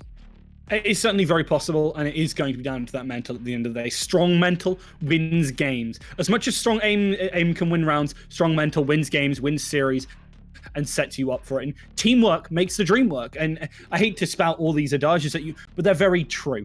And right there, we saw Rootkit come together as a team. As much as it was one player really leading the pack, the rest of them playing around it. And even when they went down first, they weren't hemorrhaging as many rounds as you would expect from a team that was being so carried for the most part by that key player in F22. Yeah, I mean, I think from what we've seen so far, the MVP, I would have to say, is Divine. We've talked about this production a bit. Divine is absolutely outstanding. F22 or Divine Aim, whichever you want to call him, is proving godlike in this series. But we are into the third map. I hope everyone can see it now. We are going to be on Split, as we've said. And again, but we are going to see WoW back on the Sage. And I don't know if you can see that, Rook. There's a raise out there. Now, you don't think much of that, do you? Well, I don't think much of it, but I do think for the most part, I don't think he's one of the strongest operators, but I do think as a whole, the game's operators are relatively balanced. Agents are relatively balanced. And I believe that Fabrication is going to succeed on whatever we see them on. I think it's interesting to see the Sage back. I think it's very strong here. And I think Raze definitely has a lot of power here too. Now, this pistol round is going to be key, is right now the teams are 2-2 on pistol rounds. That is very true. So we're going to see. Dashing on in. That's a mistake. Didn't have the dash to break the chains right there, but some good shots from Dargon almost lead to a little bit more, but it's going to be Griffin who finishes off Fabrications. 3 versus 3, but not a lot of health on that Griffin. He's able to take down yet another. Dave finish off Alfie, and unfortunately that smoke doesn't net enough, and Eternity is able to finish them off. Dargon is 1 versus 1 and does not know where this final player is. Has a little bit of an inkling though, as he is going for it. The bait out with the bomb defuse, but it wasn't enough. Dargon will finish him off, and that's a great start for Rootkit yet again. Starting to doubt yourself yet, Rook? UEA already ahead. I think we could be looking at a swift 2-1 here, because that is, as I say, an attacking win for UEA, which were rare in that first map, and they weren't so rare in that second map, and they won it convincingly. So I'm backing these guys to the end. We've got 3 shotties out on York. Now, actually, to be fair, they've been using those quite effectively. I think there was a couple of teleports from Griffin right in front of Dave, who took the gun with pleasure. But we're going to see if UEA can not throw this round going into these shotguns. Indeed they do. This is some good stuff to start things off, but Maximus, you need to check your corners, and unfortunately, Vitality gets away with 2 double-barreled shotgun, and it's double kill for that player. 2 down early, and as much as making this retake is going to be difficult, Griffin, I assume that was a DC, because that means James is going to pick that up. The spike is split off from the rest of the team. That doesn't look good. Alfie is going to try and make a flank, moving up into heaven here, but pushing these players is going to be hard. The race is turned away from him, but he's turning away from that. They don't want to get too aggressive, and it looks like they might just be heading out right now. Yeah, that is so unfortunate. Griffin, that's one of the star players for that first map. Fell off a little bit in the second map, but yeah, him DCing is very unfortunate for this team. Fabrication could be hiding in vents there. They don't. Sprayed on onto the wall. They're still trying to make the play, but the smokes come on through, and that's going to make things hard, especially with the slow orb. They're going to get the ultimate orb, but Fabrications shuts them down with the double right click to the head. That is beautiful stuff. As, while they don't win the pistol round, York pick up that second one, and that is important because it destroys the economy of the attackers. That is going to be rough. Yeah, 1-1. I don't think we've really seen much of flip-flopping off pistol rounds so far this series. Normally, these teams have been able to run away with that second and occasionally third round. But no, yeah, York not going to go down without a little bit of a fight. Look at that fabrication. What a nice position there from him. Yep, and definitely making things work, showing us that more aggressive playstyle. And it was great on Jet, and it will be great here on Raze. They're trying to play up onto that wall, but the smoke has bought a little bit of time as they're waiting to push out onto B. Now, keep an eye, because Dave is going to have to hold this tight. That's a shorty in the hands of LVAC, which might be able to take control of this position, but Dave shuts down F22, and with that slow orb coming in as well, no attacker push will actually resolve, and as a result, they're going to have to back off. They're looking for a little bit more. They want this mid, but Viternity will not let them have it. This is really strong for York, and it looks like they might just close out the round against these pistols here. Ooh, you say that, but Griffin gets a nice shot there. Bit of economy damage. Maximus is going to hunt for a little bit more. Not really going to find anything, but it is only a 3v4 now. It is still winnable for Rootkit. Certainly is. And they have spike control. That's the most important thing right now. Nice attempt at a shot there, but Fabrications shuts Maximus down. As they try and wide string, they do go down, but Dave goes out on this site. Dagon is able to get that spike down, and that's super important. That's the economy, that's the objective, and it's going to buy them a lot of, well, monetary gain. That's the most important thing here. They were not looking to win this round necessarily as much as they would like to, but getting that cash in the bank, definitely important. Yeah, that's 100% right. I mean, getting the economy in that round when you're not really buying much anyway is always good to see. You give it an attempt to the round by buying sheriffs, and if you get the plant down, you've recouped a little bit of that money that you spent on those sheriffs anyway. You get a bit of a nicer buyout. Griffin with a nice shot there, but yeah, wasn't able to convert it into anything really. But yeah, we're going to see an operator out on the defensive side. We're going to see what Dave buys, but it's also okay. There we go. We're going to get the double op set up. This is nice, especially on split. I do like to see a couple of snipers out on this map. Obviously, UEA can't really afford anything like that right now, so they're going to be with just rifles. Just rifles, indeed. It's not too bad. Rifles are strong, and I mean, certainly I know a couple of players who are pretty strong with them. F22, namely in chief. Because they're still playing quite passive here. As I say that, James dies to Alfie in a very aggressive spray as both teams push up. Shouldn't really have been doing that. Needed to play back, and no, the rest of the team is going to be setting up for that. They get the smoke towards heaven here, but that orb is huge. It's going to buy the extra bit of time, allowing that player to move down in. You can see, well, already in screens there.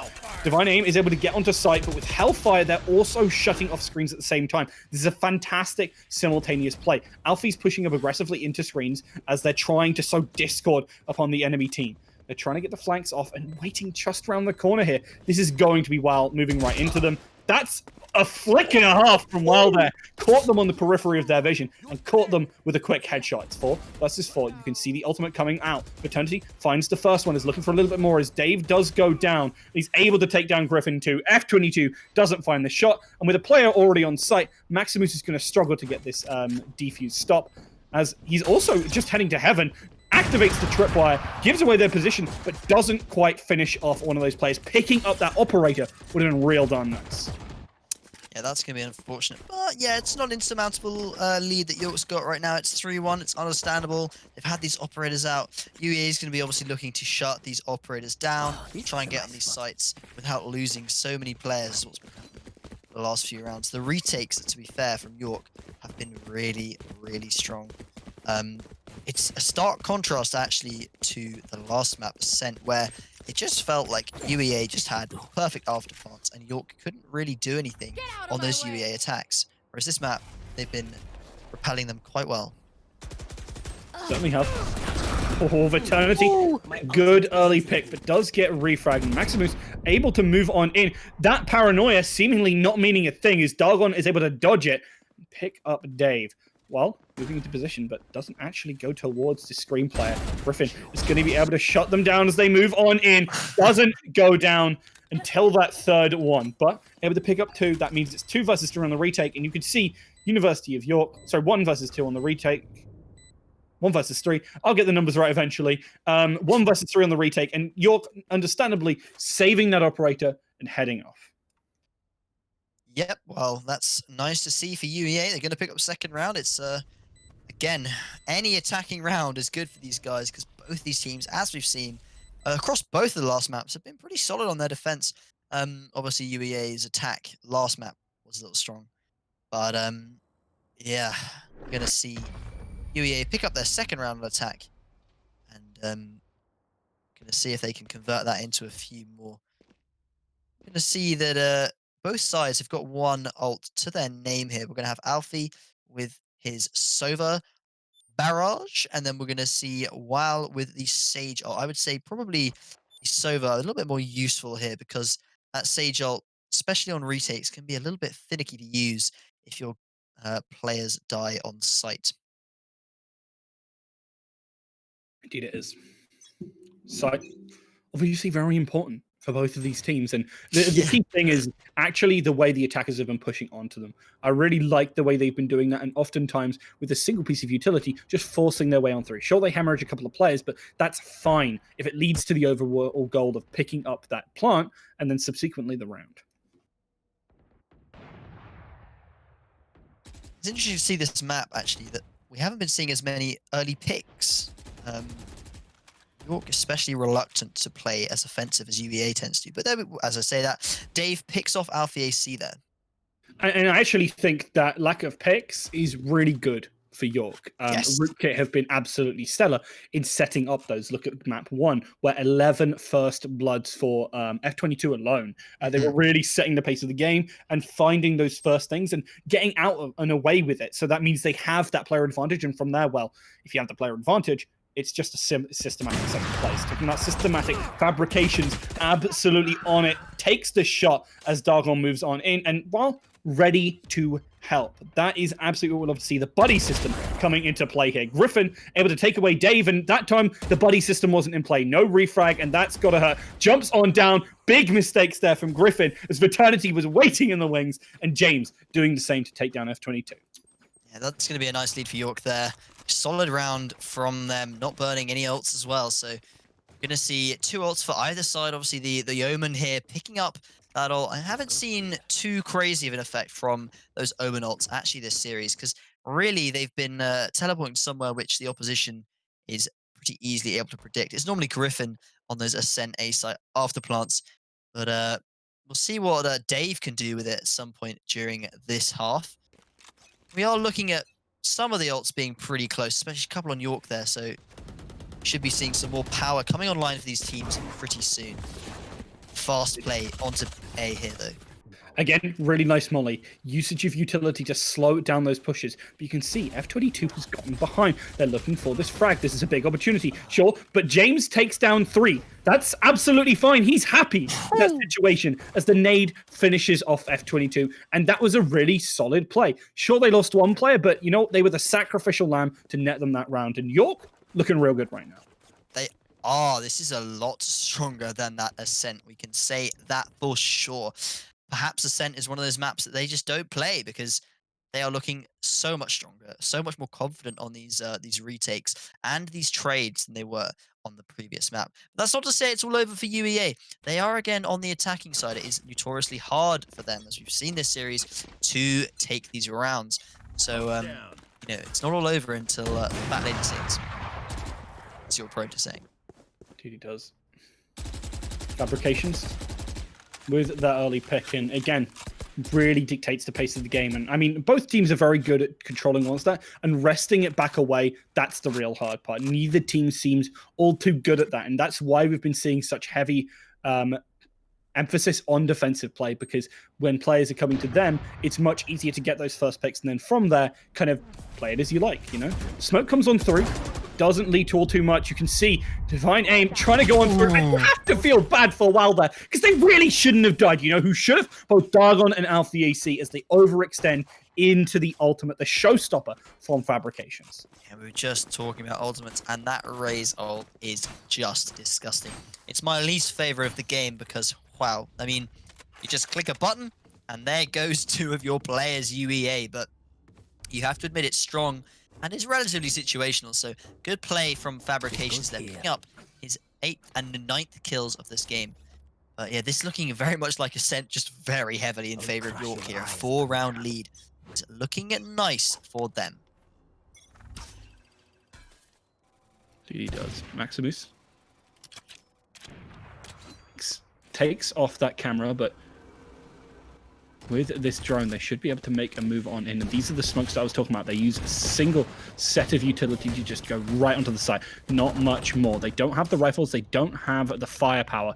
Moving this molly, that's going to slow down Alpha yet again. And that smoke might dissipate in time for him to be spotted. He has to be careful. But Maximus deals with the player he's going to take out anyway. And with sight control now, that cyber cage goes on in. The drop down doesn't matter. Maximus shuts him out. 2 versus 3. The attackers have sight control. They have spike now. They can look for this plant. But Wall swings out wide and trades 1 for 1. Alpha AC tries to finish things off. But Fabrications right now, I believe they're 10-1. They are absolutely monstrous this game, in a similar manner to how F22 was in the last. And you can see F22 at the bottom of the leaderboard, and that is the big difference this game. That is worrying. He is just not able to carry his team on the 3rd game. We were talking about how in this this best of 3 is going to be all about endurance, because after such a large map 1 with 38 rounds, it really is a strain on especially your top performing players to keep that consistency going into, you know, I mean, we're looking at some, you know, 60 and 70th rounds here that are going to be coming up, and that's a lot to ask for some of these players who would have been playing for hours and hours and hours. Did they do? Utility going on out. Trying to use that recon bolt as the ultimate's invested all over the place. The Hellfire doesn't lead to all too much. And in fact, as F22 tried to make the move on in, they got shut out.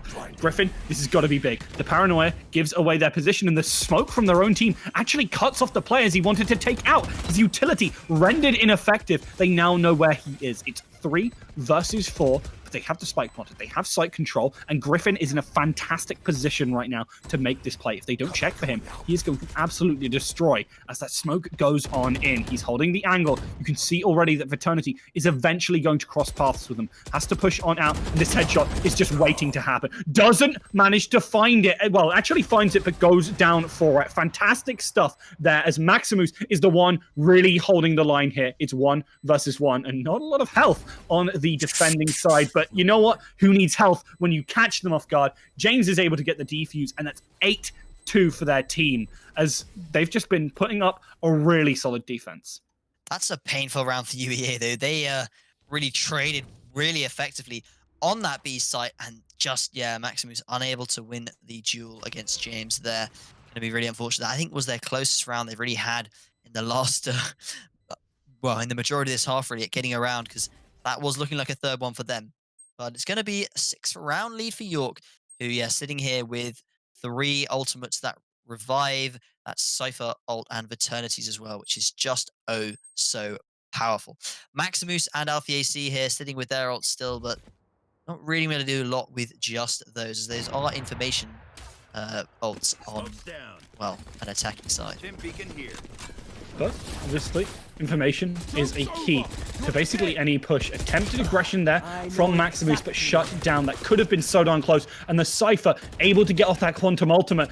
Gonna find so much information. The spike out in the open. The smoke is gonna be enough to cover it, but they push too early. You can see Griffin trying to make the plays here, but unfortunately, as he tries to teleport up, taken off the board, and now we're on the last round of the half, and looking very similar to game 2 here, I'm not gonna lie, but on the other side. The complete opposite of the spectrum. You know, perhaps UEA they don't like split. I don't know. Looks like they're really not doing well here. Perhaps their protocol. I mean, to be fair, we've seen a lot of the exact same executes onto this A site. Perhaps they haven't practiced it as much as I thought they had, because that seems to be the only play they have, is go fast into A or try and take mid.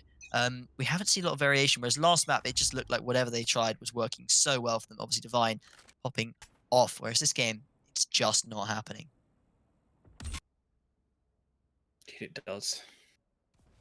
Dave, winning the position, but against so many players, he's going to struggle with the operator. He takes down one, but has to beat a retreat all the darn way back. That slow orb, again, cutting off the team, really separating them effectively. But it's going to be hard here. Dave somehow actually had the M4 there. The Phantom able to take one down, as they do lose a player to that molly.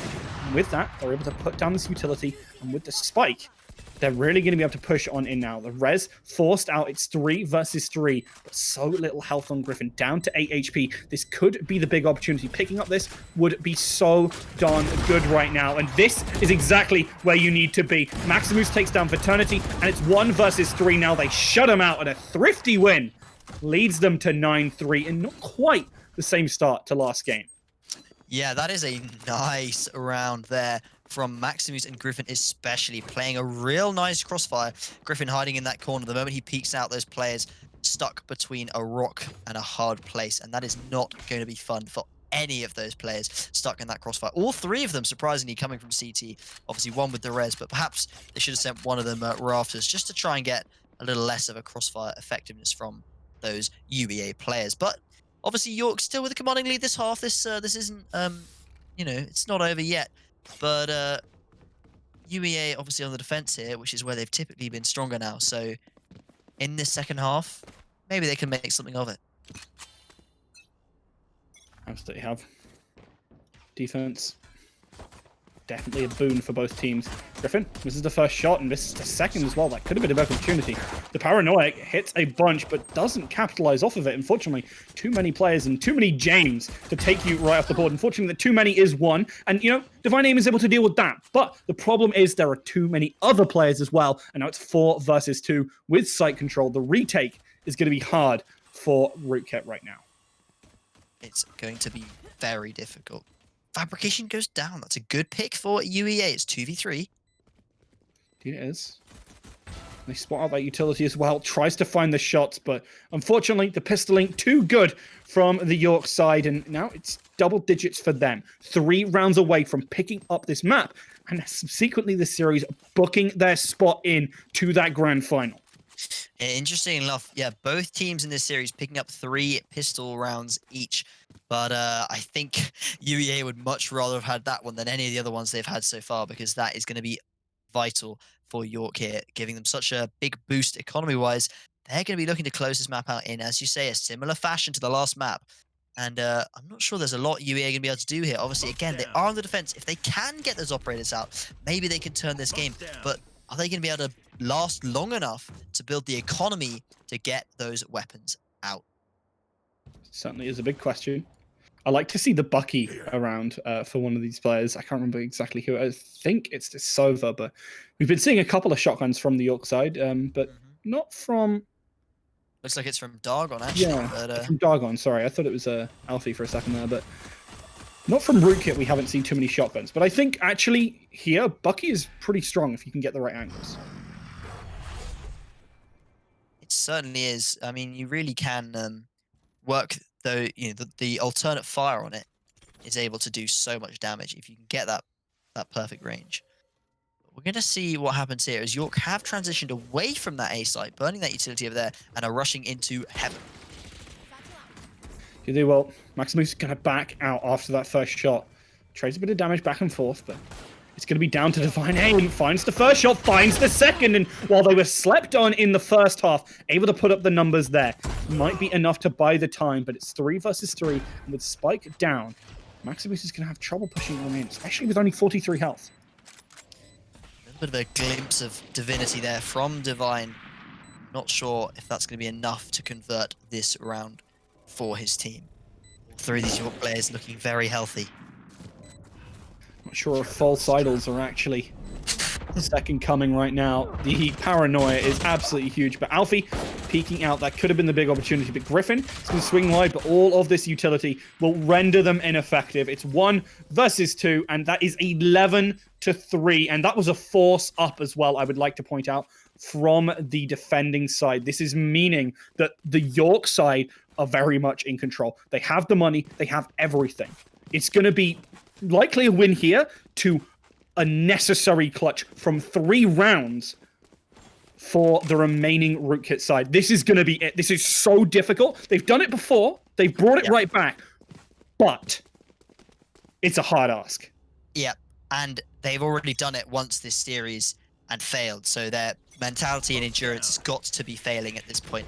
So far behind, but as you say, it is still possible. But yeah, York with the economy, with the guns, with, well, no ults right now, but they certainly do look to be winning out this map, which will end this series 2-1 to them if they can clinch it.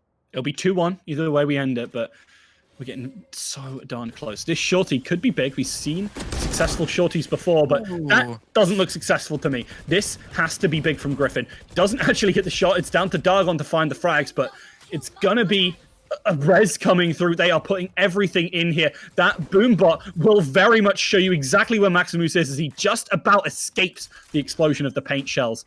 But with the wall in place and so many players waiting on site, this is going to be hard. Dargon finds his second frag of the round, but Dave is waiting in the wings to finish him on up, and it's 4 versus 2 right now. Divine Aim needs to be hitting these shots, and unfortunately, only hitting body. You need the heads. The heads are necessary right now. There's not a lot of time on the clock. You don't have much to play with. You need to push on forwards, but you know you can't do it through the smoke. Maximus is cut off from the rest of his team as well, and doesn't have many ways to move on forward. The Bucky, as useful it is in certain situations, is not good here, and it's the last remaining member. All they can hope for is a couple of exit frags here, as they're not picking up that, and now this is match point. This is match point, and UEA really don't have much of an economy to contend it. And with their divinity just essentially abandoning them in this last map, I mean, what more can you ask from them, though, to be fair? After such a successful first 2 maps for that player, I believe he had 28 kills, 25 kills, an average of 25, 28 kills, I think, across those 2 games. Just an outstanding performance from him. You can't really ask much more on this 3rd map. But I think they did need it because there is a huge round disparity here. And yeah, it looks like UEA are going to be going out 12 or 13-3, knocked out down to the lower bracket. Get out of my way. Absolutely not. Ultimate popped for Divine Aim here. And I mean, he's definitely going to need his namesake if he's going to win this one. Had a very underwhelming map so far, and that is not what you want to see. I don't know what that smoke is, but still trying to make these plays. Operator in hand with the backup of these daggers, and they are lethal with them, but they need to get in range first. They need to actually be able to see someone. And right now, not a lot of aggression. We're seeing a lot of passivity. It's 1 minute in.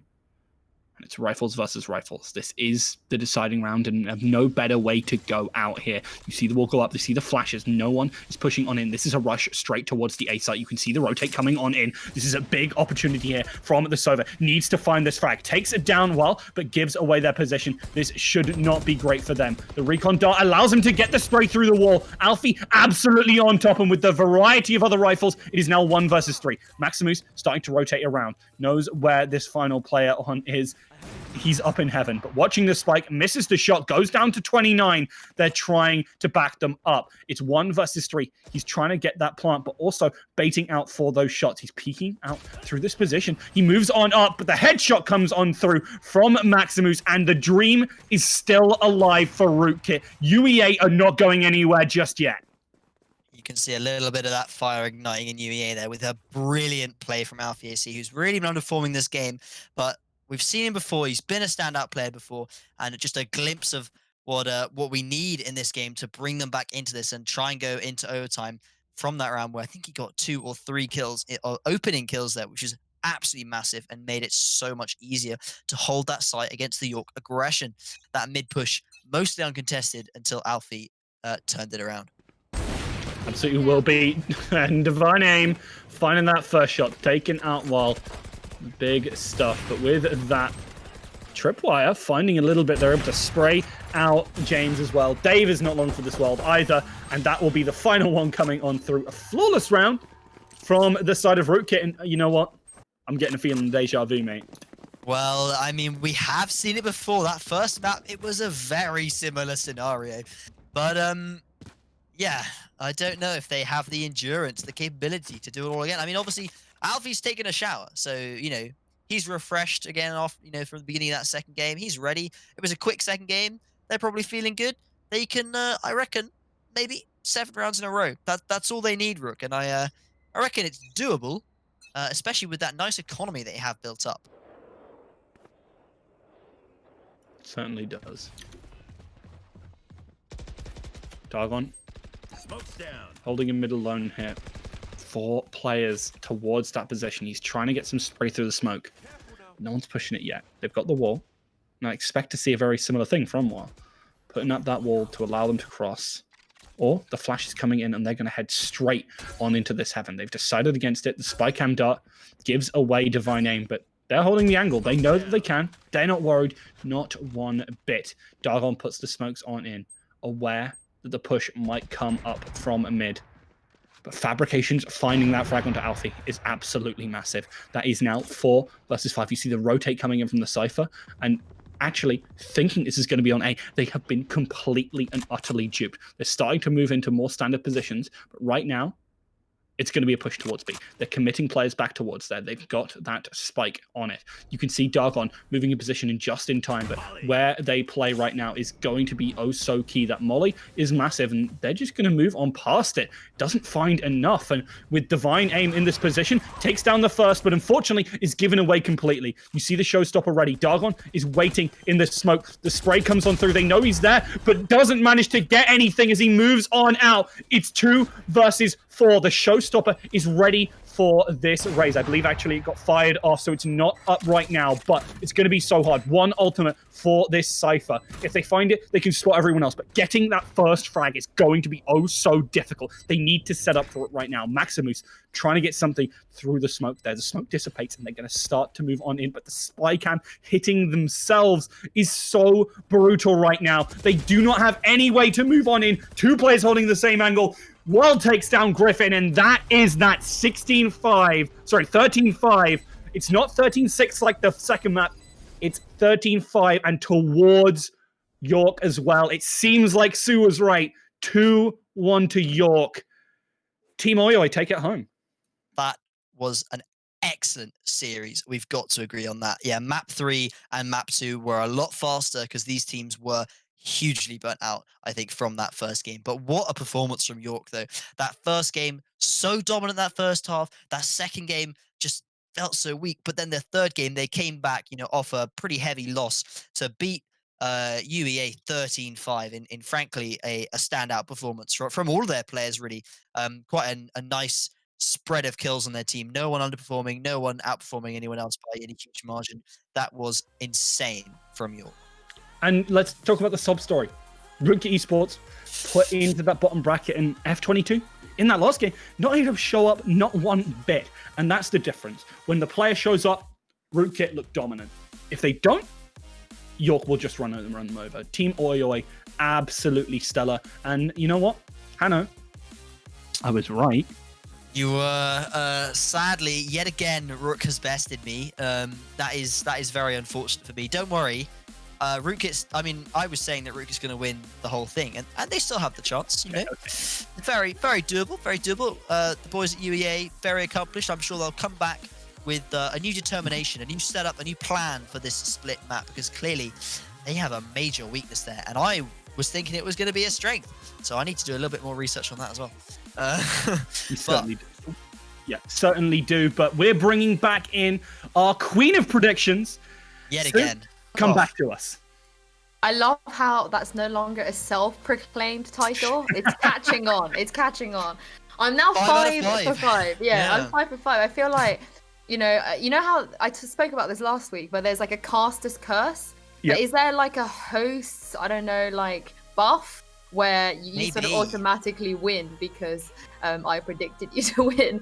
But yeah, boys, that was I don't know. I feel like maybe slightly anticlimactic. Not that I wanted it to go to overtime again, but I definitely wanted to see sort of the side of Rootkit that Hanno spoke so much about on Split.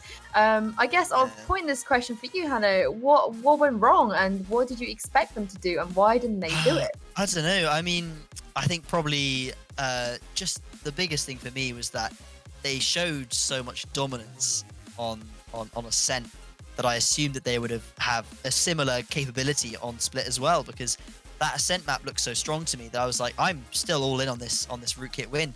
And then, yeah, they just didn't seem as prepared. They didn't seem to have as many executes for that map. They had a couple, well, several rounds there. They just did the same thing on A over and over again, and it worked for them. I'm not sure if that's because they hadn't practiced enough, or if they were aware that York knew all their strats and they were just trying to do something that York wouldn't expect by doing the same thing over and over again. But I mean, yeah, it just didn't seem like they had a hold on either of those sites that entire game. That's why it was such a large disparity at the end there, with a 13-5 loss for them.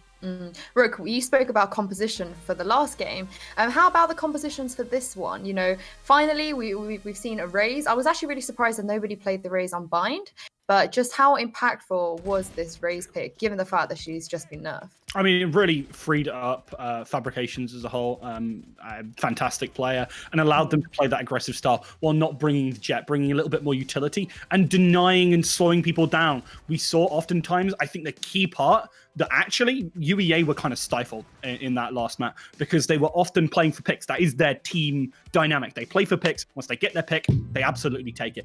But they never got to take that pick for the most part. York was shutting them down, playing passive, and using utility to slow them down as they move in, splitting them up. We saw many slow orbs, we saw nades, we saw satchel packs, all of it going down to deny them these pushes that they were trying to make. But also the endurance factor, I think, is very big in this, in that York, they were able to perform consistently. Yes, they lost the second map in, you know, a relatively far fashion. It wasn't a close map, but they went to third game and they were able to pull out quite a large victory there over Rootkit. And in the first map as well, like, you know, they lost 10 of the 12 rounds in the second half, and yet still in overtime managed to go round for round with Rootkit for what, eight rounds of overtime, or whatever it was, 18 rounds of overtime. Just crazy levels of endurance from these players. Really nice to see that these guys are able to, you know, I mean, it felt like a best of 5 to me. It was a very long series, and they were able to deal with that and keep going and endure. That was really nice to see from York. Speaking of the players, I think a few of us would be quite heartbroken for F22 Divine Aim, because he was in the front of the MVP running right up until that last game. And, you know, he was probably, even after that last game, he was still one of the better players on both teams. However, we do have an MVP pick, and it's Fabrication on Team Oi Oi. So do you guys think this was a deserved MVP pick? Absolutely. I think he was absolutely nuts, especially in that last game early on. Didn't die as much, sure didn't have as much impact as everyone else necessarily, as the very top player, but that and in the first game, a really stellar player, a lot of fantastic stuff to see, and a lot of flexibility. That's something which I was very impressed with as well. Played a different agent every single map, and I think that shows if you can be that fill player for your team, and they absolutely were, it provides a lot of utility. Would you agree? Would you agree there, I Hanno? would certainly agree. Yeah, although he wasn't necessarily the guy getting like quadra kills and being out there getting some just crazy, crazy plays, being really consistent, top performing in most of those games, then able to flex pick, as Rook says, is so vital to some of these team comps. And speaking of Fabrication, I think we do have him here for an interview. We're just bringing him in now. Fabrication, are you there? Yep, I am. Oh, nice. How's it going?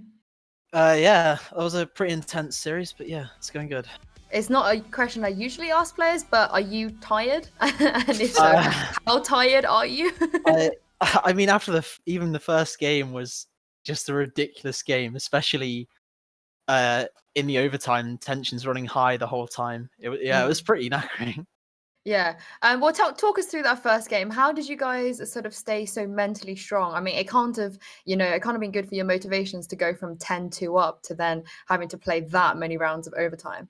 No, yeah, you could definitely, I think, hear it at some points in everyone that we were getting a little bit worried towards the middle of the game, and especially once it was getting later, though, I think it kind of evaporated because everyone was just like, "Oh, who's even going to win?" Like no one knows at that point. So, why did you guys think? Well, I guess why do you think that you guys sort of slumped in that middle bit of that first map? Because most people who were watching, and the casters included, thought that was sort of yours to lose by the time you went into the second half. well, Sorry, yours to lose. My bad. it was just I think it was just the fact that we haven't done a great deal of practice, so our executes were not particularly clean. So we were kind of struggling on the offense a bit there. But yeah, it was we were struggling to play around the AWPs especially. But yeah, I don't know, pulled through in the end. UEA sort of got a few records tonight purely just for beating you and getting more than 5 rounds than any other team that you've played against. You guys don't lose very often. What was it like to lose that second map?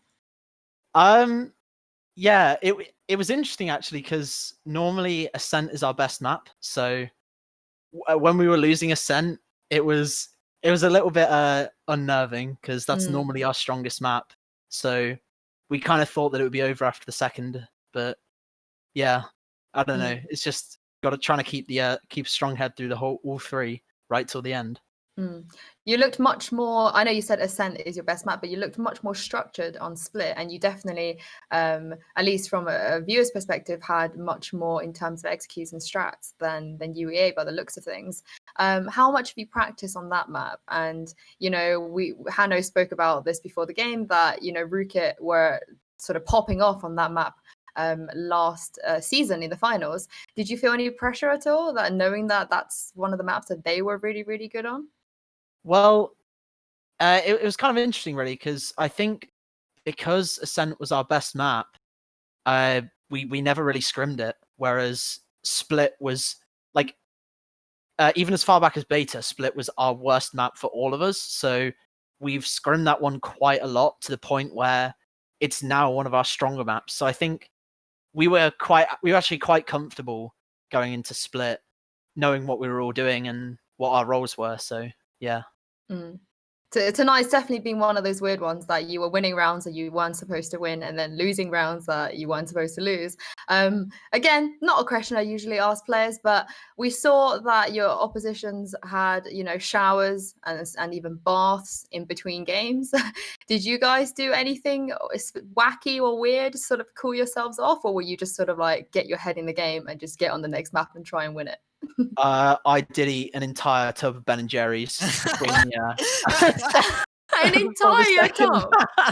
Well deserved. Yeah, Oh it's my really God. warm in my room, and I've actually I didn't have anything to drink, so I just kind of grabbed the Ben and Jerry's, and that was yeah. Okay, was wait. it. I think in the break or during the game? In the break, and then a little bit during start of round when I'm dead, you know. Oh, well, I kind of explained it on the scent, I guess. Yeah. Well, that's like all the questions for me. Hanno and Rook, do you have any questions for Fabrication? Yeah, I do. First of all, what flavor of Ben and Jerry's? Yeah, that matters. Very that does important. matter. Yeah. It was the superior flavor cookie dough. Oh, That's a good choice. That's a good choice. Anna was having chocolate fudge brownie earlier. I That's was why having I asked. chocolate fudge brownie before the cast. I'm gonna put that out there. Third. Another question I have is, so we were talking about picks earlier and about how you were playing 3 different agents, 1 on each map. What was the kind of thought going behind that? Why did you, for example, in particular, why did you pick Raze on Split and the Jet on Ascent? So, that's kind of something that's just evolved throughout the time we've been playing. Because originally I would just play Sova on every map, and then on Ascent we decided to switch to a comp without Sage, which put Wallaby on the Sova. So I played Jet just because I like playing with the AWP, and obviously Jet's really strong with the AWP. And then on Split, Raze is just really strong all around. As you can see, I got tons of kills with her abilities. So yeah, it's just something that's evolved over time as we've scrimmed and found what works for us on different maps. Awesome. anything from you, Hanno?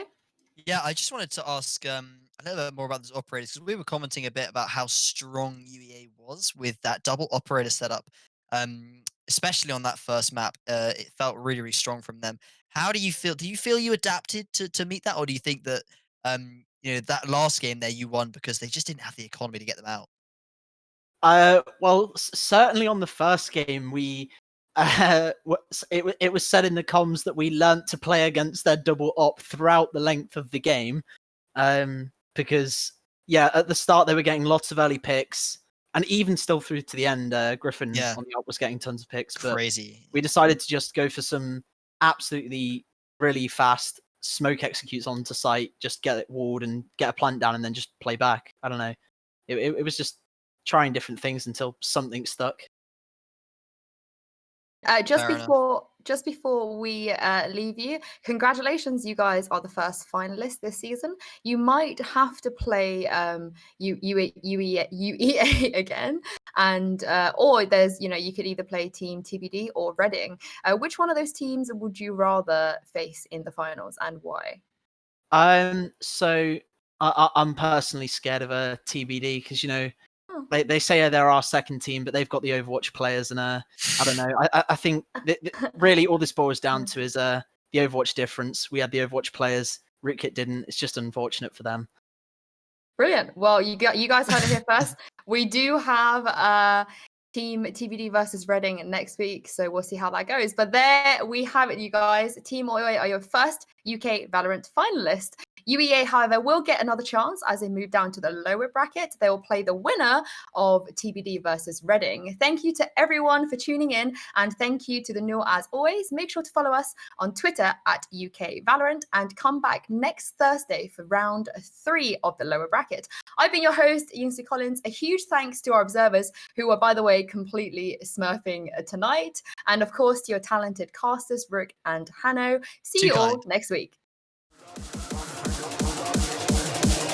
Return all of the fire, it's a one-man single, give a sign. Put your gun, trigger.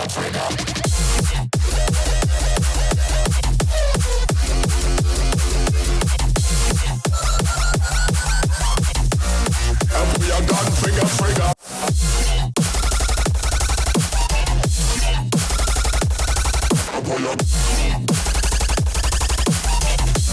And put your gun, trigger. It's a one-man signal, give a sign. And put your gun, trigger.